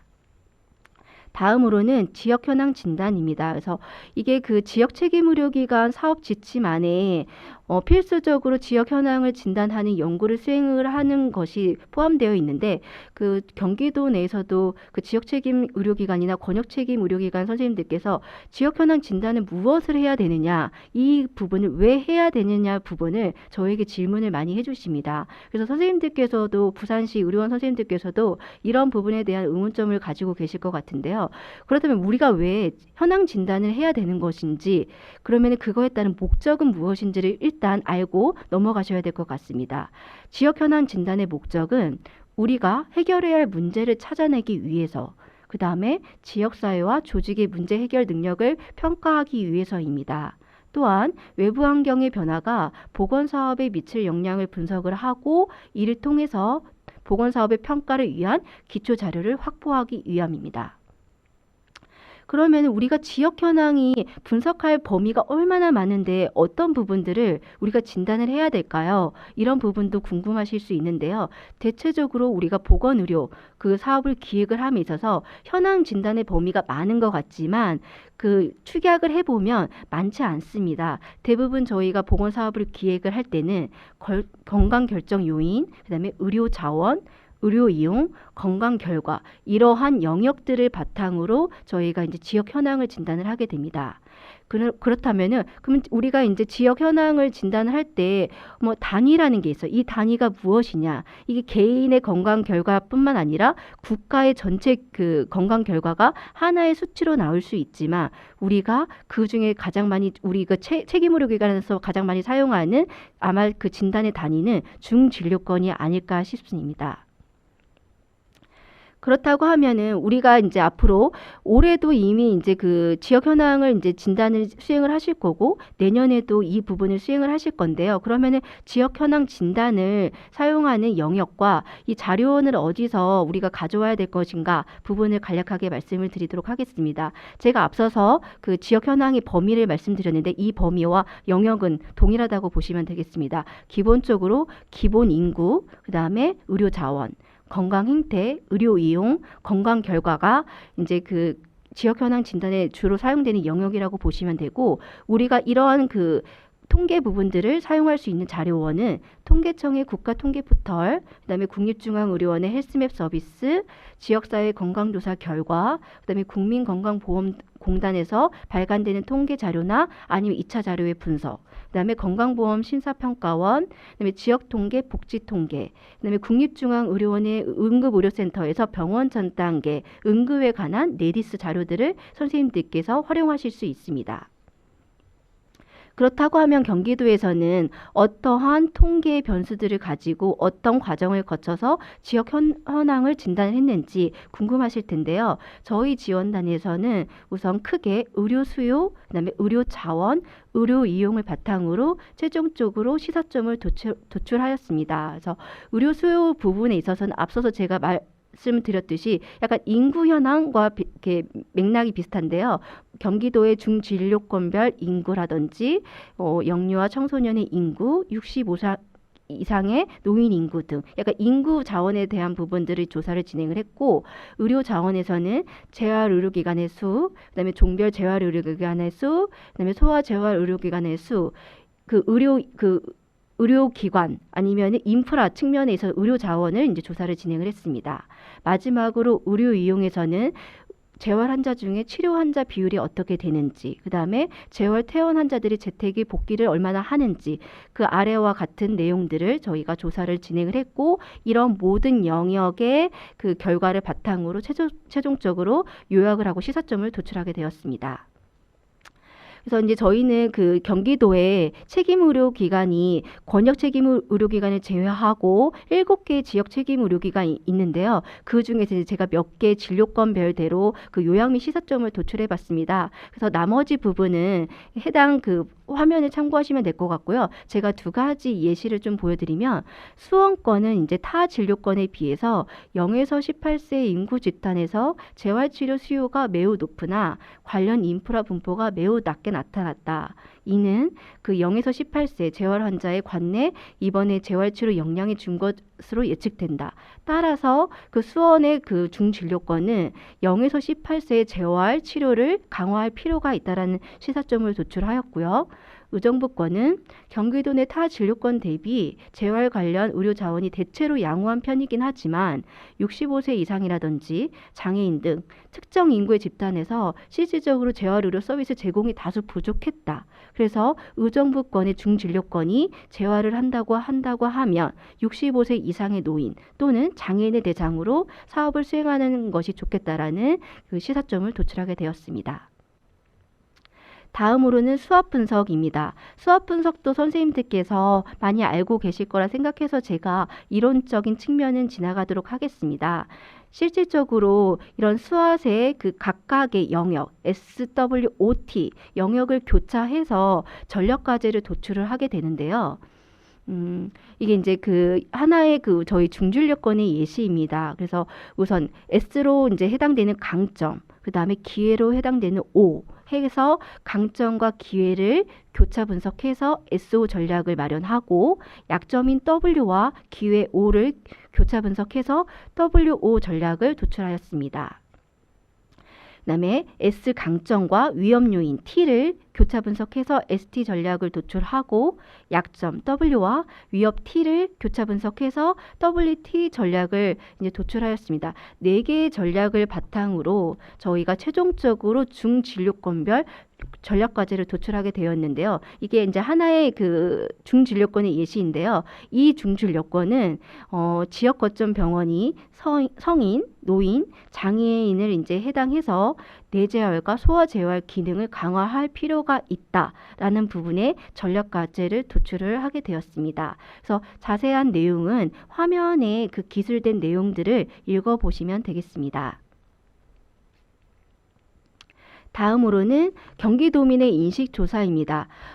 우리가 문헌고찰이라든지 지역 현황 분석 이런 부분들도 중요하지만 실질적으로 우리가 그 시민들, 부산 시민들이 원하는 사업은 무엇일까, 필요로 하는 부분은 무엇일까라는 부분들이 매우 중요하게 그 적용이 되어야 되고 이 부분들이 고려되어야 됩니다. 그래서 저희 그 경기도에서도 저희가 앞에서 나온 외부 환경, 내부 환경, 지역 현황을 진단을 했지만 경기도민이 실질적으로 원하는 재활 또는 공공의료기관이 원하는 그 필수 의료 분야가 무엇인지에 대한 인식 조사를 했는데요. 조사 결과로 그 경기도민들은 우리 공공병원이 민간 의료기관은 그 차별해서 주력해야 할 필수 의료 분야로 노인질환, 그다음에 심혈관 질환, 그다음에 소아, 재활 분야를 중점적으로 해줬으면 좋겠다라는 부분이 도출되었습니다. 그래서 저희는 이 결과를 바탕으로 그 중진료권 별도로 그 필수 사업의 대상이라든지 질환을 제시를 하였고요. 그래서 이제 여기서 보시면은 질환 자체는 심혈관 질환, 대상으로는 노인과 소아가 핵심적으로 도출되어서 이 부분이 결론에 반영이 되었다라고 보시면 되겠습니다. 그 다음으로는 경기도민의 그 인식도 중요하지만 실질적으로 사업을 수행을 하는 이해관계자 분들의 인터뷰도 중요합니다. 그래서 저희가 앞서서 나왔던 분석의 결과와 이런 부분들을 종합적으로 이제 최종적으로 우리가 이제 우선순위, 사업의 우선순위 무엇을 도출할 건지에 대한 방법론들이 실은 많습니다. 근데 저희가 근데 그 중에서도 다른 방법론을 접목하기보다는 이해관계자들이 실질적으로 할 수 있는 실효성이 있는 사업이 무엇일지에 대한 합의로 이제 저희가 우선순위를 결정을 하게 되었는데요. 이 인터뷰의 대상으로는 책임 의료기관 담당자 선생님들, 그다음에 재활의학과 과장님들, 그다음에 물리치료 실장님들 이러한 다양한 직종의 인터뷰를 대상을 함으로써 최종적으로 각 지역 책임 의료기관이 수행해야 될 재활 사업의 영역을 도출하게 되었습니다.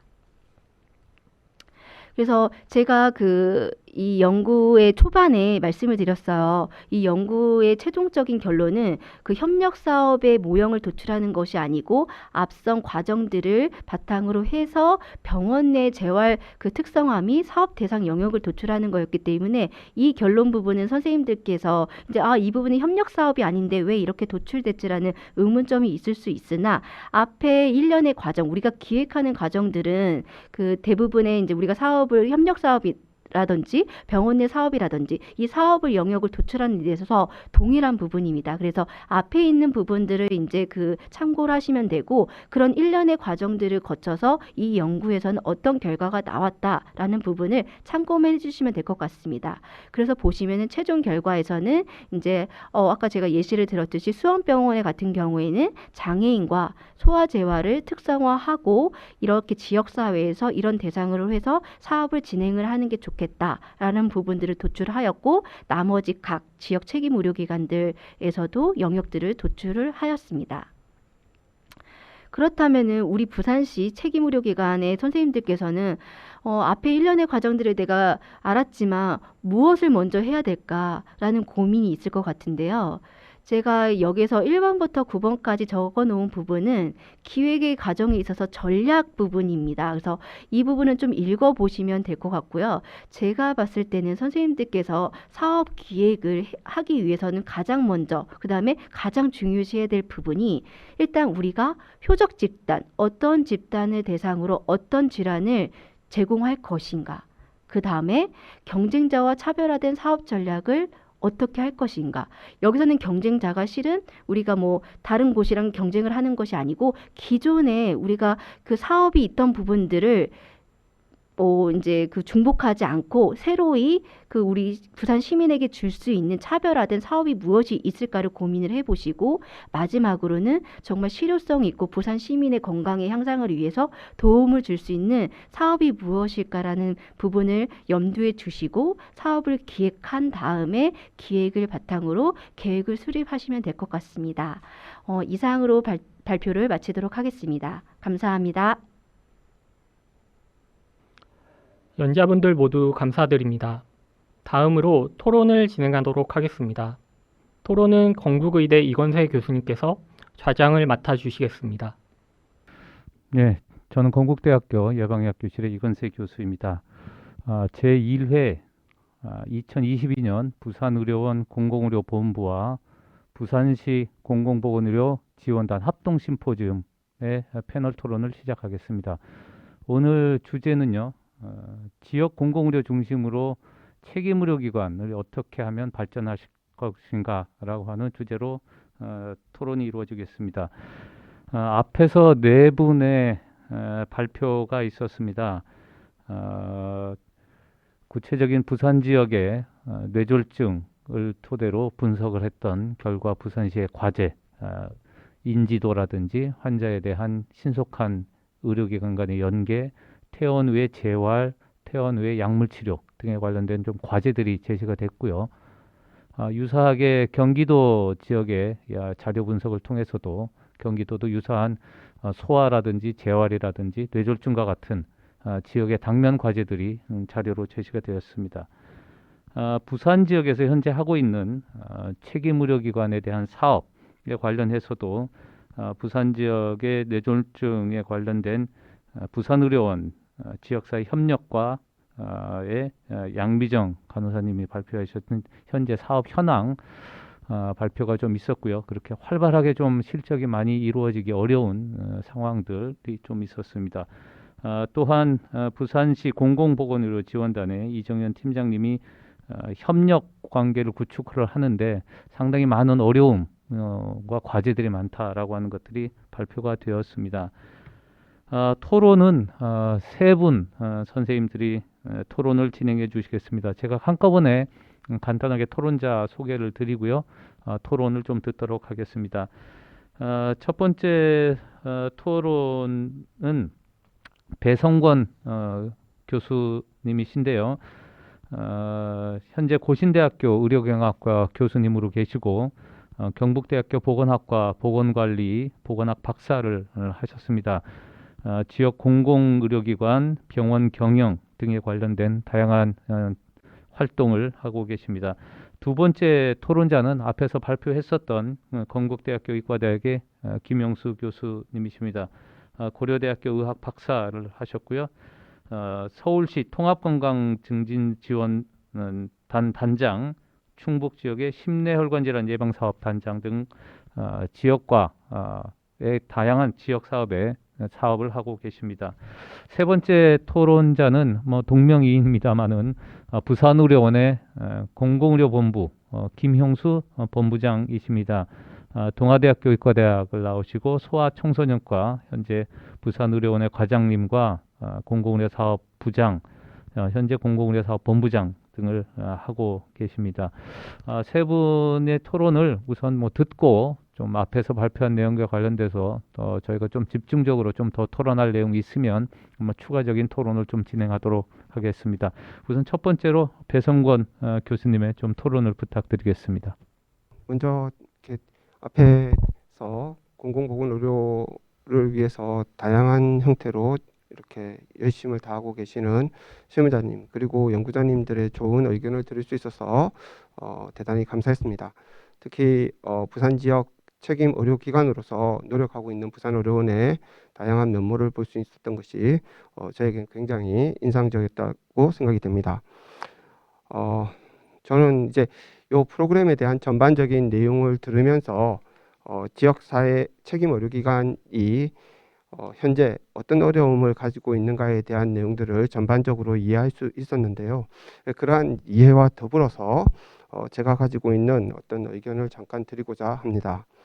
첫 번째, 지역사회 책임 의료기관에 있어서의 인식 제고와 관련된 내용들을 한번 이렇게 살펴볼 필요가 있을 것 같습니다. 현재 지역사회 주민들이 책임 의료기관으로서 부산의료원 또는 부산대학병원들을 생각하고 있는가에 대한 것들을 돌아볼 때 사실 이 부분이 인지도 면에서 굉장히 떨어져 있지 않은가.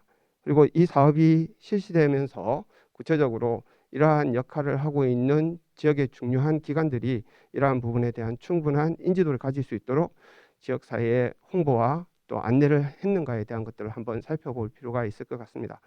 사업은 이미 시행이 되고 있지만 실제로 이 사업과 관련된 많은 사람들이 이 사업에 대한 구체적인 이해 없이 수행되고 있는 다소 안타까운 그러한 형편에 대한 것들을 한번 첫 번째로 지적해 볼 수가 있을 것 같습니다.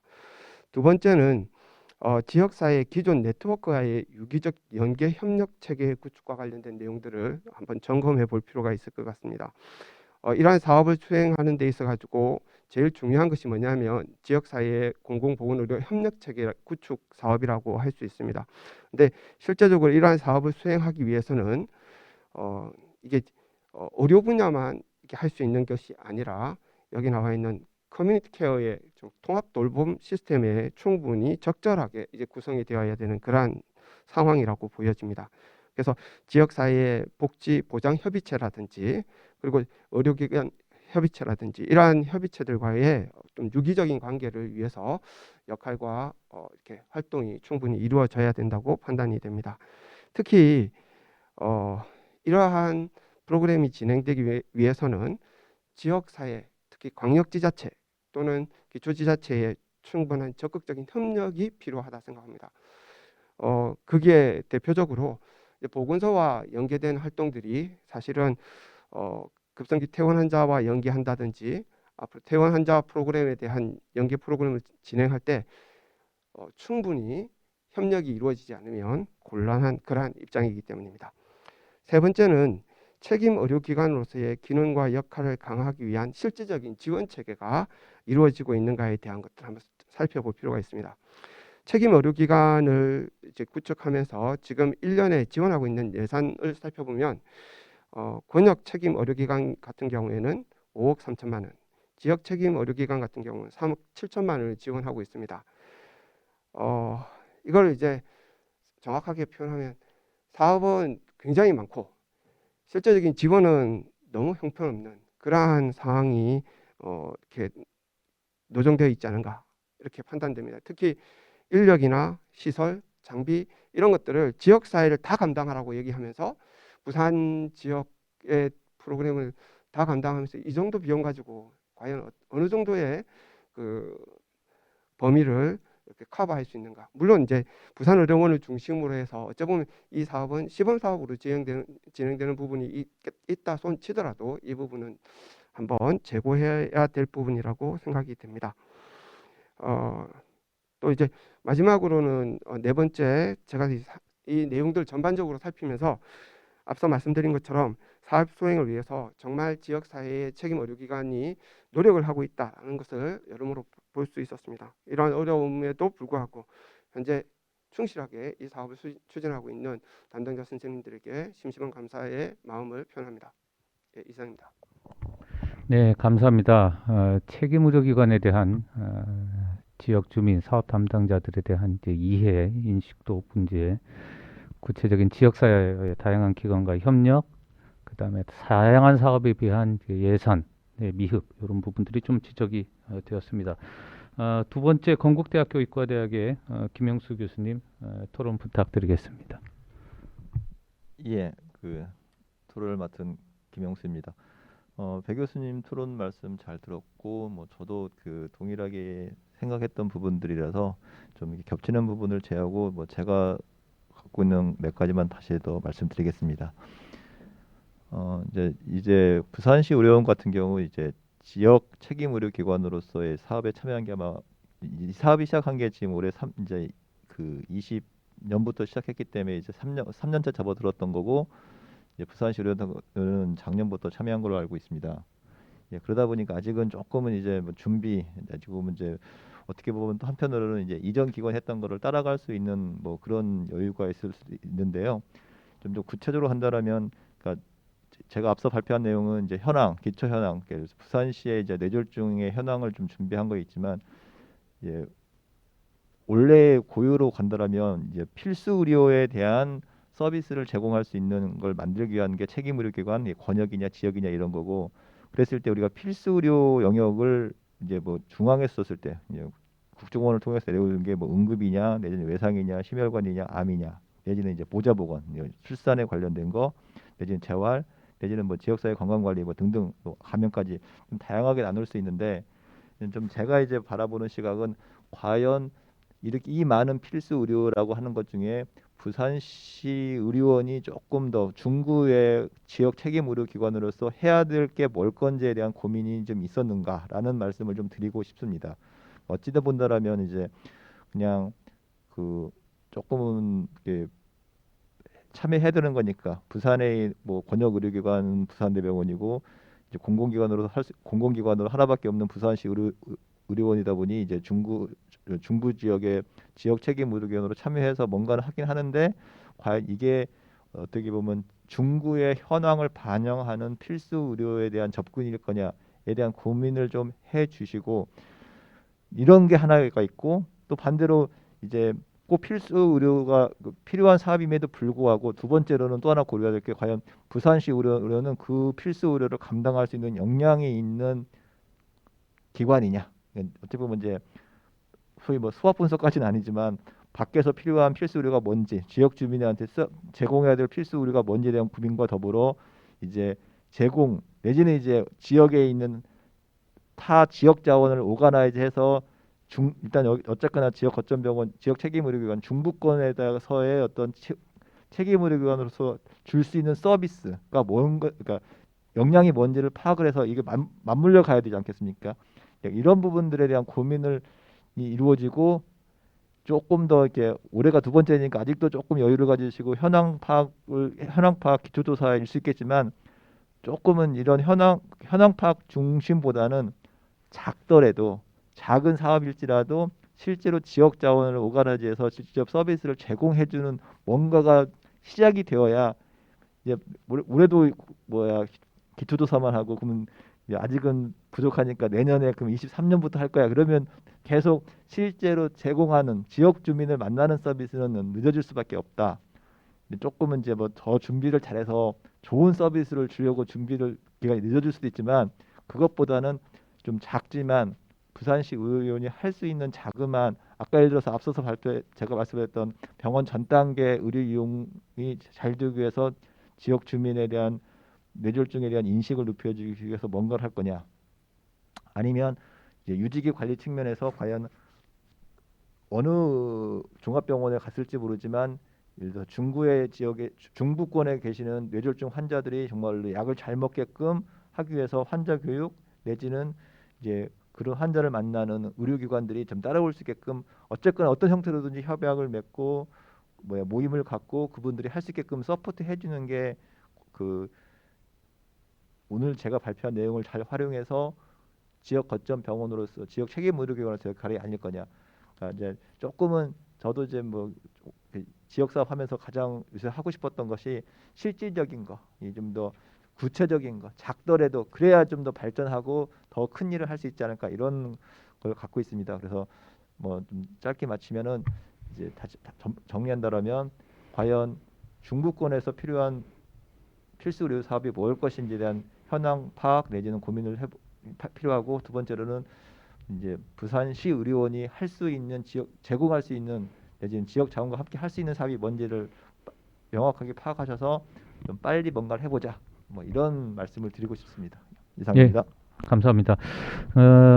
세 번째는 부산의료원의 공공의료본부 김영수 본부장님이십니다. 앞에서 두 분 얘기가 책임의료기관에 대한 지역의 인식, 실제적인 협력, 그다음에 지역의 니드가 실제 뭔지, 또 부산의료원이 할 수 있는 게 뭔지, 또 해야 되는 사업들이 많고 또 예산은 부족하기 때문에 좀 그런 것들을 고려해서 사업을 해야 되지 않느냐라고 토론이 있었습니다. 본부장님 토론 부탁드리겠습니다. 네, 부산의료원 공공의료본부장 김영수입니다. 저희는 그 앞에 패널 두 분께서 잘 말씀해 주셨는데, 일단 그 저희가 그 사업을 실시하는 기관으로서 그 공공의료 협력 체계 사업에 그 지금까지 있었던 힘든 점하고 앞으로 바라는 점 이렇게 나누어서 말씀드리겠습니다. 힘든 점은 그 사업을 시작했던 해가 저 신종 코로나 유행하는 시기하고 딱 일치해가지고 그 퇴원 환자 연계 사업을 하려고 하니까 그 전 병상을 소개하는 바람에 그 실적이 거의 전무했던 점이, 실제 뭐 이 실적에 대한 어떤 가이드라인은 지금 없는 상태라서 그렇게 하진 않지만, 그래도 심적으로는 사업 시작해가지고 그 건수 없으니까 그 애로점이 좀 많았었습니다. 그리고 두 번째로는 그 지역 진단 및 기초조사 업무가 그 힘들었습니다. 지역 책임 저희 의료원 같은 경우는 연구원 직렬이 없었기 때문에 첫 해 같은 경우는 그냥 우리 저희 구성원들이 실무를 겸하면서 그냥 간단하게 보고하는 형태로, 물론 이제 건수도 적었지만 그렇게 했었고, 두 번째 같은 경우는 이제 본격적으로 해야 돼서 또 건국대 김영수 교수님, 옆에 계시는 김영수 교수님하고 인연이 닿아가지고 좀 제대로 또 좀 된 어떤 보고를 할 수 있었는데, 향후 저희가 이게 연구원 직렬을 만들어 가지고 이렇게 하더라도 이 제대로 지금 지역사회 기초조사의 어떤 연구를 감당할 수 있는 연구원이 있더라도 그 인력으로 이걸 다 감당해낼 수 있을까? 이 기초조사나 어떤 연구의 범위 이런 거에 대해서는 조금 더 그 어떤 지침이나 가이드 같은 게 필요하지 않을까 하는 생각이 들고, 그리고 이 기초조사가 필요성에 대해서는 저희도 상당히 공감을 하고, 이 기초조사에 대한 어떤 자료가 있어야 저희들도 앞으로 사업을 수행하는 데서 도움이 되지 않을까 생각합니다. 그리고 또 한 가지 말씀드릴 거는, 그 보건복지부나 국정원에서 이 사업을 시행하면서 조직도에 대한 언급을 좀 많이 하셨는데, 이게 사실 쉬운 게 아닙니다. 이게 물론 이제 앞으로 공공의료의 방향성에 대해서 이 조직도가 필요하다는 것을 저희들도 충분히 인식은 하지만은, 이 기존에 해오던 우리 의료원의 조직도가 있고 또 의료원 내 뭐 센터라든지 부서 같은 게 있기 때문에 이 조직도 변경에 대한 조율을 하는 게 굉장히 쉽지가 않다는 것을 중앙이나 국정에서 좀 알아주셨으면 하고, 이 각 지역 책임 의료기관의 현실을 좀 감안해서 유연한 자세를 가져주시는 게 좋지 않겠나. 그러니까 너무 여기에 좀 매달리는 것은 그냥 에너지 낭비가 아닐까 하는 생각입니다. 그리고 이제 바라는 점은 뭐 코로나 시기라 가지고 모든 게 비대면이나 원격으로 진행되다 보니까 중앙이나 국중원 그리고 부산시와도 이 사업에 대해서는 뭐 워낙 또 코로나에 매몰돼 있어서 그런 것도 있지만, 이 협력체 구축 사업에 대해서 커뮤니케이션이 좀 부족했던 것 같습니다. 그러다 보니까 그 현장에서 뭐 어려움이랄까 그 어떤 정근 같은 게 없다 보니까 아까 옆에 김영수 교수님도 말씀하셨듯이 지역에 실질적으로 우리가 할 수 있는 사업을 발굴하고 이래야 되는데 그런 거는 아무래도 조금 더 소통이 되어야 그리고 애로점을 듣고 이렇게 해야 좀 더 그런 게 나올 수 있는데 물론 작년 같은 경우 코로나 환자 감염병 환자의 그 정신 건강에 대해서 사업을 발굴한 거는 굉장히 좋은 케이스였다고 저는 생각합니다. 그리고 그에 대해서 상당히 그 코로나 환자분들의 어떤 그 퇴원 후에 그 어떤 심리적인 어떤 측면에서 지원은 굉장히 많이 도움이 되었을 거예요. 그런 측면이 있는데 또 향후 더 커뮤니케이션이 좋아지게 되면은 그런 사업들이 더 많이 나오지 않을까 생각합니다. 그리고 또 바라는 점에서 아무래도 저희 지역 책임 의료기관이 그런마 단계 수준이 되다 보니까 요 최근 한 3년 동안 권역 책임 의료기관과의 어떤 협조가 뭐 교육이라든지 프로그램 개발 이런 건 저희가 아무래도 미숙할 수밖에 없고 그런 게 좀 부족했던 것 같습니다. 그래서 이제 그런 것도 조금 중앙에서 좀 더 조율해 줄 수 있는 부분이 있으면 좋을 것 같고 마지막으로 그 이제 이게 사업을 하다 보니까 지역 자원과의 연계성 그러니까 필수 보건 의료 분야 뭐 이 대환자 연계 사업이나 중증 응급 질환 뭐 감염 환자 재활 이런 분야들이 필수 보건 의료 분야가 잘 되려고 하면 지역 자원 그러니까 뭐 지자체나 119 뭐 보건소 이런 거하고 연계가 잘 돼야 되는데 그게 뭐 모든 게 코로나 탓인 것 같기도 하지만 그게 썩 잘 된 것 같지 않아요. 이게 협의체를 통해서 원내 몇 회 이상 개최해서 이렇게 해서 소통을 하고 뭐 이렇게 해서 지역 자회의 그 뭐라 포괄적 책임성을 가지고 이렇게 해 나가라고 돼 있는데 이런 부분이 조금 잘 안 됐던 것 같고 이런 부분이 좀 더 잘 될 수 있는 협의체 말고라도 뭔가 좀 좋은 방안이 있으면 이를 개발해야 되지 않을까 하는 이런 점들이 바라는 바입니다. 예, 이상입니다. 예, 중요한 얘기를 많이 해주셨습니다. 여러 가지 중앙 정부에 대한 좀 지원이나 중앙 정부가 좀 도와줬으면 하는 그런 바람들도 있었고요. 세상이 이제 급격하게 이렇게 조직 체계가 변하기가 어려운 부분, 또 코로나로 인해서 여러 기관들이 코로나 중심으로 하기 때문에 필수 의료 사업이 이제 다른 사업으로 확산이 되거나 서로 사업에 협력하기가 어려운 이런 상황들에 대해서 좀 많이 얘기를 해주셨습니다. 뭐 방송이 언제 될지는 모르겠지만 어제 이제 대통령 선거 결과가 좀 나왔고요. 보건의료 정책에 관련해서는 코로나 관련된 사업들을 어떻게든 이제 올해 마무리를 해야 될 부분도 있고 또 전 국민이 이제 공공의료에 대한 필요성이라든지 이런 것들에 대한 공감이 상당히 많이 이루어져서 윤석열 대통령 당선자가 뭐 보건의료 부분에 대한 것들을 하더라도 이제 공공의료 부분은 어떻게 보면 계속 좀 해야 될 부분이 있는 것 같습니다. 아마 이런 자료가 오늘 발표 자료가 부산 중심이 아니라 아마 다른 지역에서도 비슷한 문제를 겪고 있다고 생각합니다. 그래서 부산시 공공보건의료 지원단이나 공공의료 본부뿐 아니라 아마 다른 지역도 유사한 고민들이 좀 같이 공유가 되고 중앙정부의 새로운 정책에 있어서도 현실적으로 조금 너무 뭐 이렇게 여러 가지 사업을 한꺼번에 다 하라고 해서 될 수 있는 상황도 아니기 때문에 이런 사업을 진행할 때 좀 어떻게 이제 중앙정부가 좀 지원을 했으면 좋을지 이런 것들에 대해서 간단하게만 토론하신 분들 혹시 추가적으로 새로운 정부에 대해서 그다음에 이러한 필수 책임 의료기관 사업이 진행된다면 어떤 것들을 좀 중점적으로 중앙정부가 지원을 하고 강화했으면 좋을지 혹시 추가적인 얘기가 있으면 배성건 교수님부터 좀 한번 간단하게 몇 가지 말씀만 더 듣고 좀 마무리를 하도록 하겠습니다. 배성건 교수님.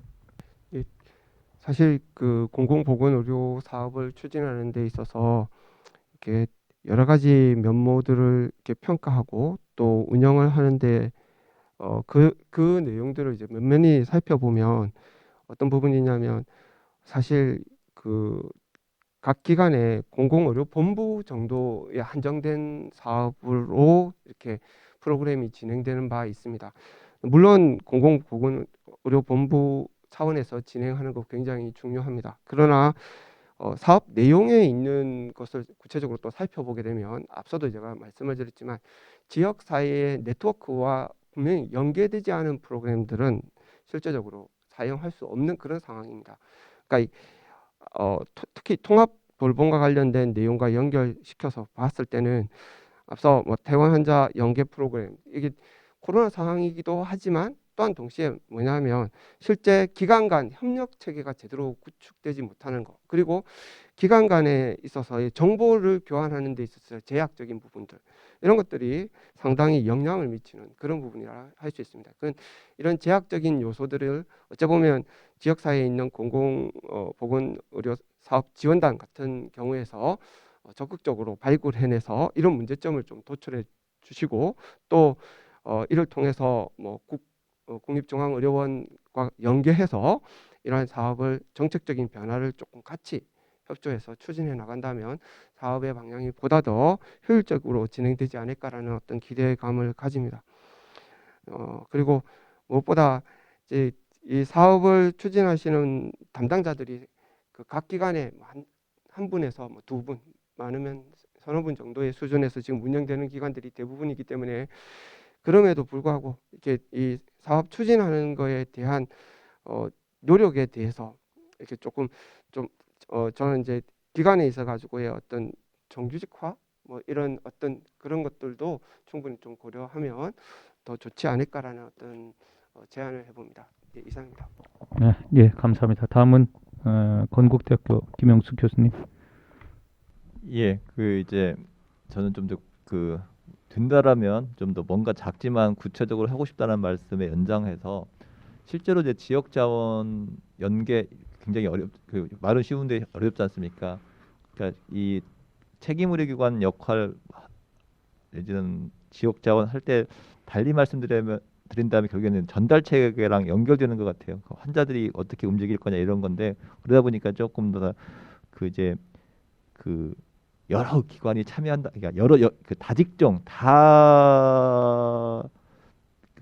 기관이 참여하기보다는 하나의 분야하고만 연결할 수 있는, 예를 들어서 부산시 중구에만 요양기관이 169개가 있다니 중부권에만 169개가 있다. 그럼 169개 요양기관 중에 지금 참여가 되는 몇 개의 기관만을 대상으로 몇 개만 하더라도 어쨌거나 요양기관이라고 하는 공통점을 가지고 있는 데에 대해서 몇 개의 기관하고만 환자가 좀 더 원활하게 왔다 갔다. 그래서 정말 중증이면은 부산시 의료원으로 올 수 있겠고, 부산시 의료원에서 잘 또 매니지가 되면은 요양병원에 가서 또 할 수 있는, 이런 것도 하나의 책임기관의 역할이 아닐까. 그러니까 너무 이렇게 책임기관의 역할을 갖다가 크게 볼 수도 있지만, 전 작게 본다라면 환자들이 바로바로 잘 연결되고, 거기서 그다음에 소위 이제 집으로 가야 되는 부분도 있지만, 어쨌거나 이제 환자들이 헤매지 않고 어디에 갔을 때 어떤 역할을, 내가 치료를 받고 그 다음 단계로 어떻게 계속 움직일 수 있다는 걸 갖다가 환자들이 예측 가능하게 해준다라면, 그런 부분이 어떤 책임 의료기관의 시작인 거고, 너무 책임 의료기관의 역할을, 그러니까 새로운 역할이 아니라 어떻게 보면 기존에 해야 될 일을 책임 의료기관이라는 이름을 바꿔서 하는 거라고 좀 역으로 해석하고 싶으니, 그런 부분이 부산시 의료원에서 이루어졌으면 좋겠습니다. 예, 감사합니다. 환자 중심으로 구체적인 데서 좀 시작했으면 좋겠다. 마지막으로 부산의료원의 김영수 공공의료본부장님.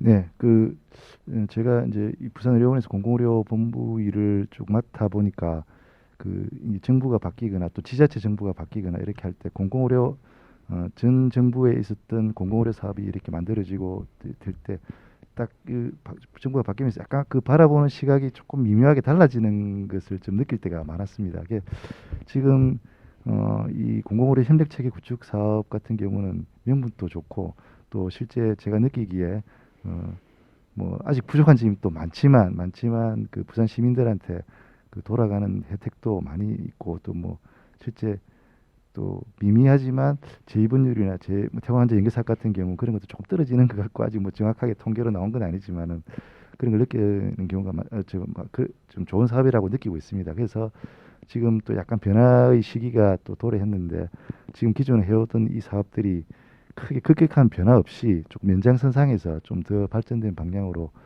해법을 찾았으면 좋겠습니다. 네, 감사합니다. 지역 책임의료 기관에 대한 여러 가지 사업들이 이제 시작이 되고 있고, 책임의료 기관에서 해야 될 일, 또 지역 협력기관과 해야 될 일, 그 다음에 중앙정부 정부에서 좀 지원을 해야 될 일, 다양한 좀 측면에서의 과제들에 대한 발표와 토론이 이루어졌습니다. 바람직하게는 제가 잠깐 앞에서도 말씀드렸지만 이런 부선 지역의 경험이나 이런 것들이 다른 지역과 좀 공유가 돼서 아마 보편적인 문제의 경우에는 이 문제를 어떻게 하면 체계적으로 좀 지원해서 이제 시작되는 사업들이 대통령의 변화나 정권의 변화와 관계없이 좀 체계적으로 지역 주민들한테 실질적인 어려움을 겪고 있는 분들한테 도움이 될 수 있도록 만드는 것이 앞으로 과제가 아닐까 생각합니다. 많은 오늘 토론을 통해서 많은 과제들이 좀 같이 공유가 됐으면 하는 바람입니다. 앞으로 해야 될 것들이 많습니다. 오늘 2022년 부산의료원 공공의료본부와 부산시 공공보건의료지원단 합동 심포지움이 있었습니다. 전체적으로 4분의 발표와 3분의 토론이 있었습니다. 부산 지역 책임의료기관 사업 양미정 간호사님께서 부산의료원 지역사 협력과 발표 있었고요. 그 다음에 부산시 뇌졸중 관리 사망 실태에서 건국대학교 김용수 교수님의 분석 결과 발표가 있었고요. 그 다음에 부산시 공공보건의료지원단의 이정현 팀장님이 지원단, 지역 책임의료기관 협력관계를 어떻게 구축할 것인가라는 발표, 그 다음에 경기도 공공보건의료지원단의 정효선 팀장님이 경기도 지역의 구체적인 신규 재활사업 기획에 대한 발표, 그 다음에 3분의 토론이 이어졌습니다. 부산의료원의 공공의료본부장님인 김용수 본부장님, 그 다음에 고신대학교 의료경영학부 배성건 교수님, 건국대학교 의과대학 김용수 교수님, 이렇게 3분이 토론이 이루어졌습니다. 오늘 코로나가 아직도 상당히 많은 환자들이 발생하고 있고 빨리 이것이 좀 체계적으로 정리가 되고 새로운 정부도 그렇고 또 우리가 올해 새로운 전기가 되면서 코로나뿐 아니라 권역 책임 의료기관, 지역 책임 의료기관 각 지역에서 보다 체계적인 필수 의료 사업이 좀 이루어질 과제가 좀 많다는 것을 좀 확인할 수 있는 아주 유익한 자료가 됐습니다. 마지막으로 이 사업을 좀 준비하고 기획해 주신 부산의료원의 공공의료본부와 부산시 공공의료지원단의 감사의 말씀을 제가 진행자로서 또 한번 드리고요.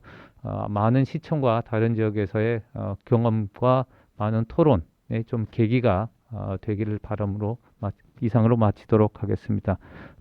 감사합니다. 이것으로 2022년 부산의료원 공공의료본부 부산시 공공보건의료지원단 합동 심포지엄을 마치도록 하겠습니다. 좌장 및 강연자, 토론자를 비롯해 해당 심포지엄에 참여해 주신 여러분께 다시 한번 감사드립니다. 해당 심포지엄에 관한 자료집은 부산시 공공보건의료지원단 홈페이지 자료실에 게시되어 있으니 자료집이 필요하신 분들은 해당 페이지를 참조해 주시기 바랍니다. 그럼 다음번에 더 좋은 주제를 가지고 찾아뵙도록 하겠습니다. 감사합니다.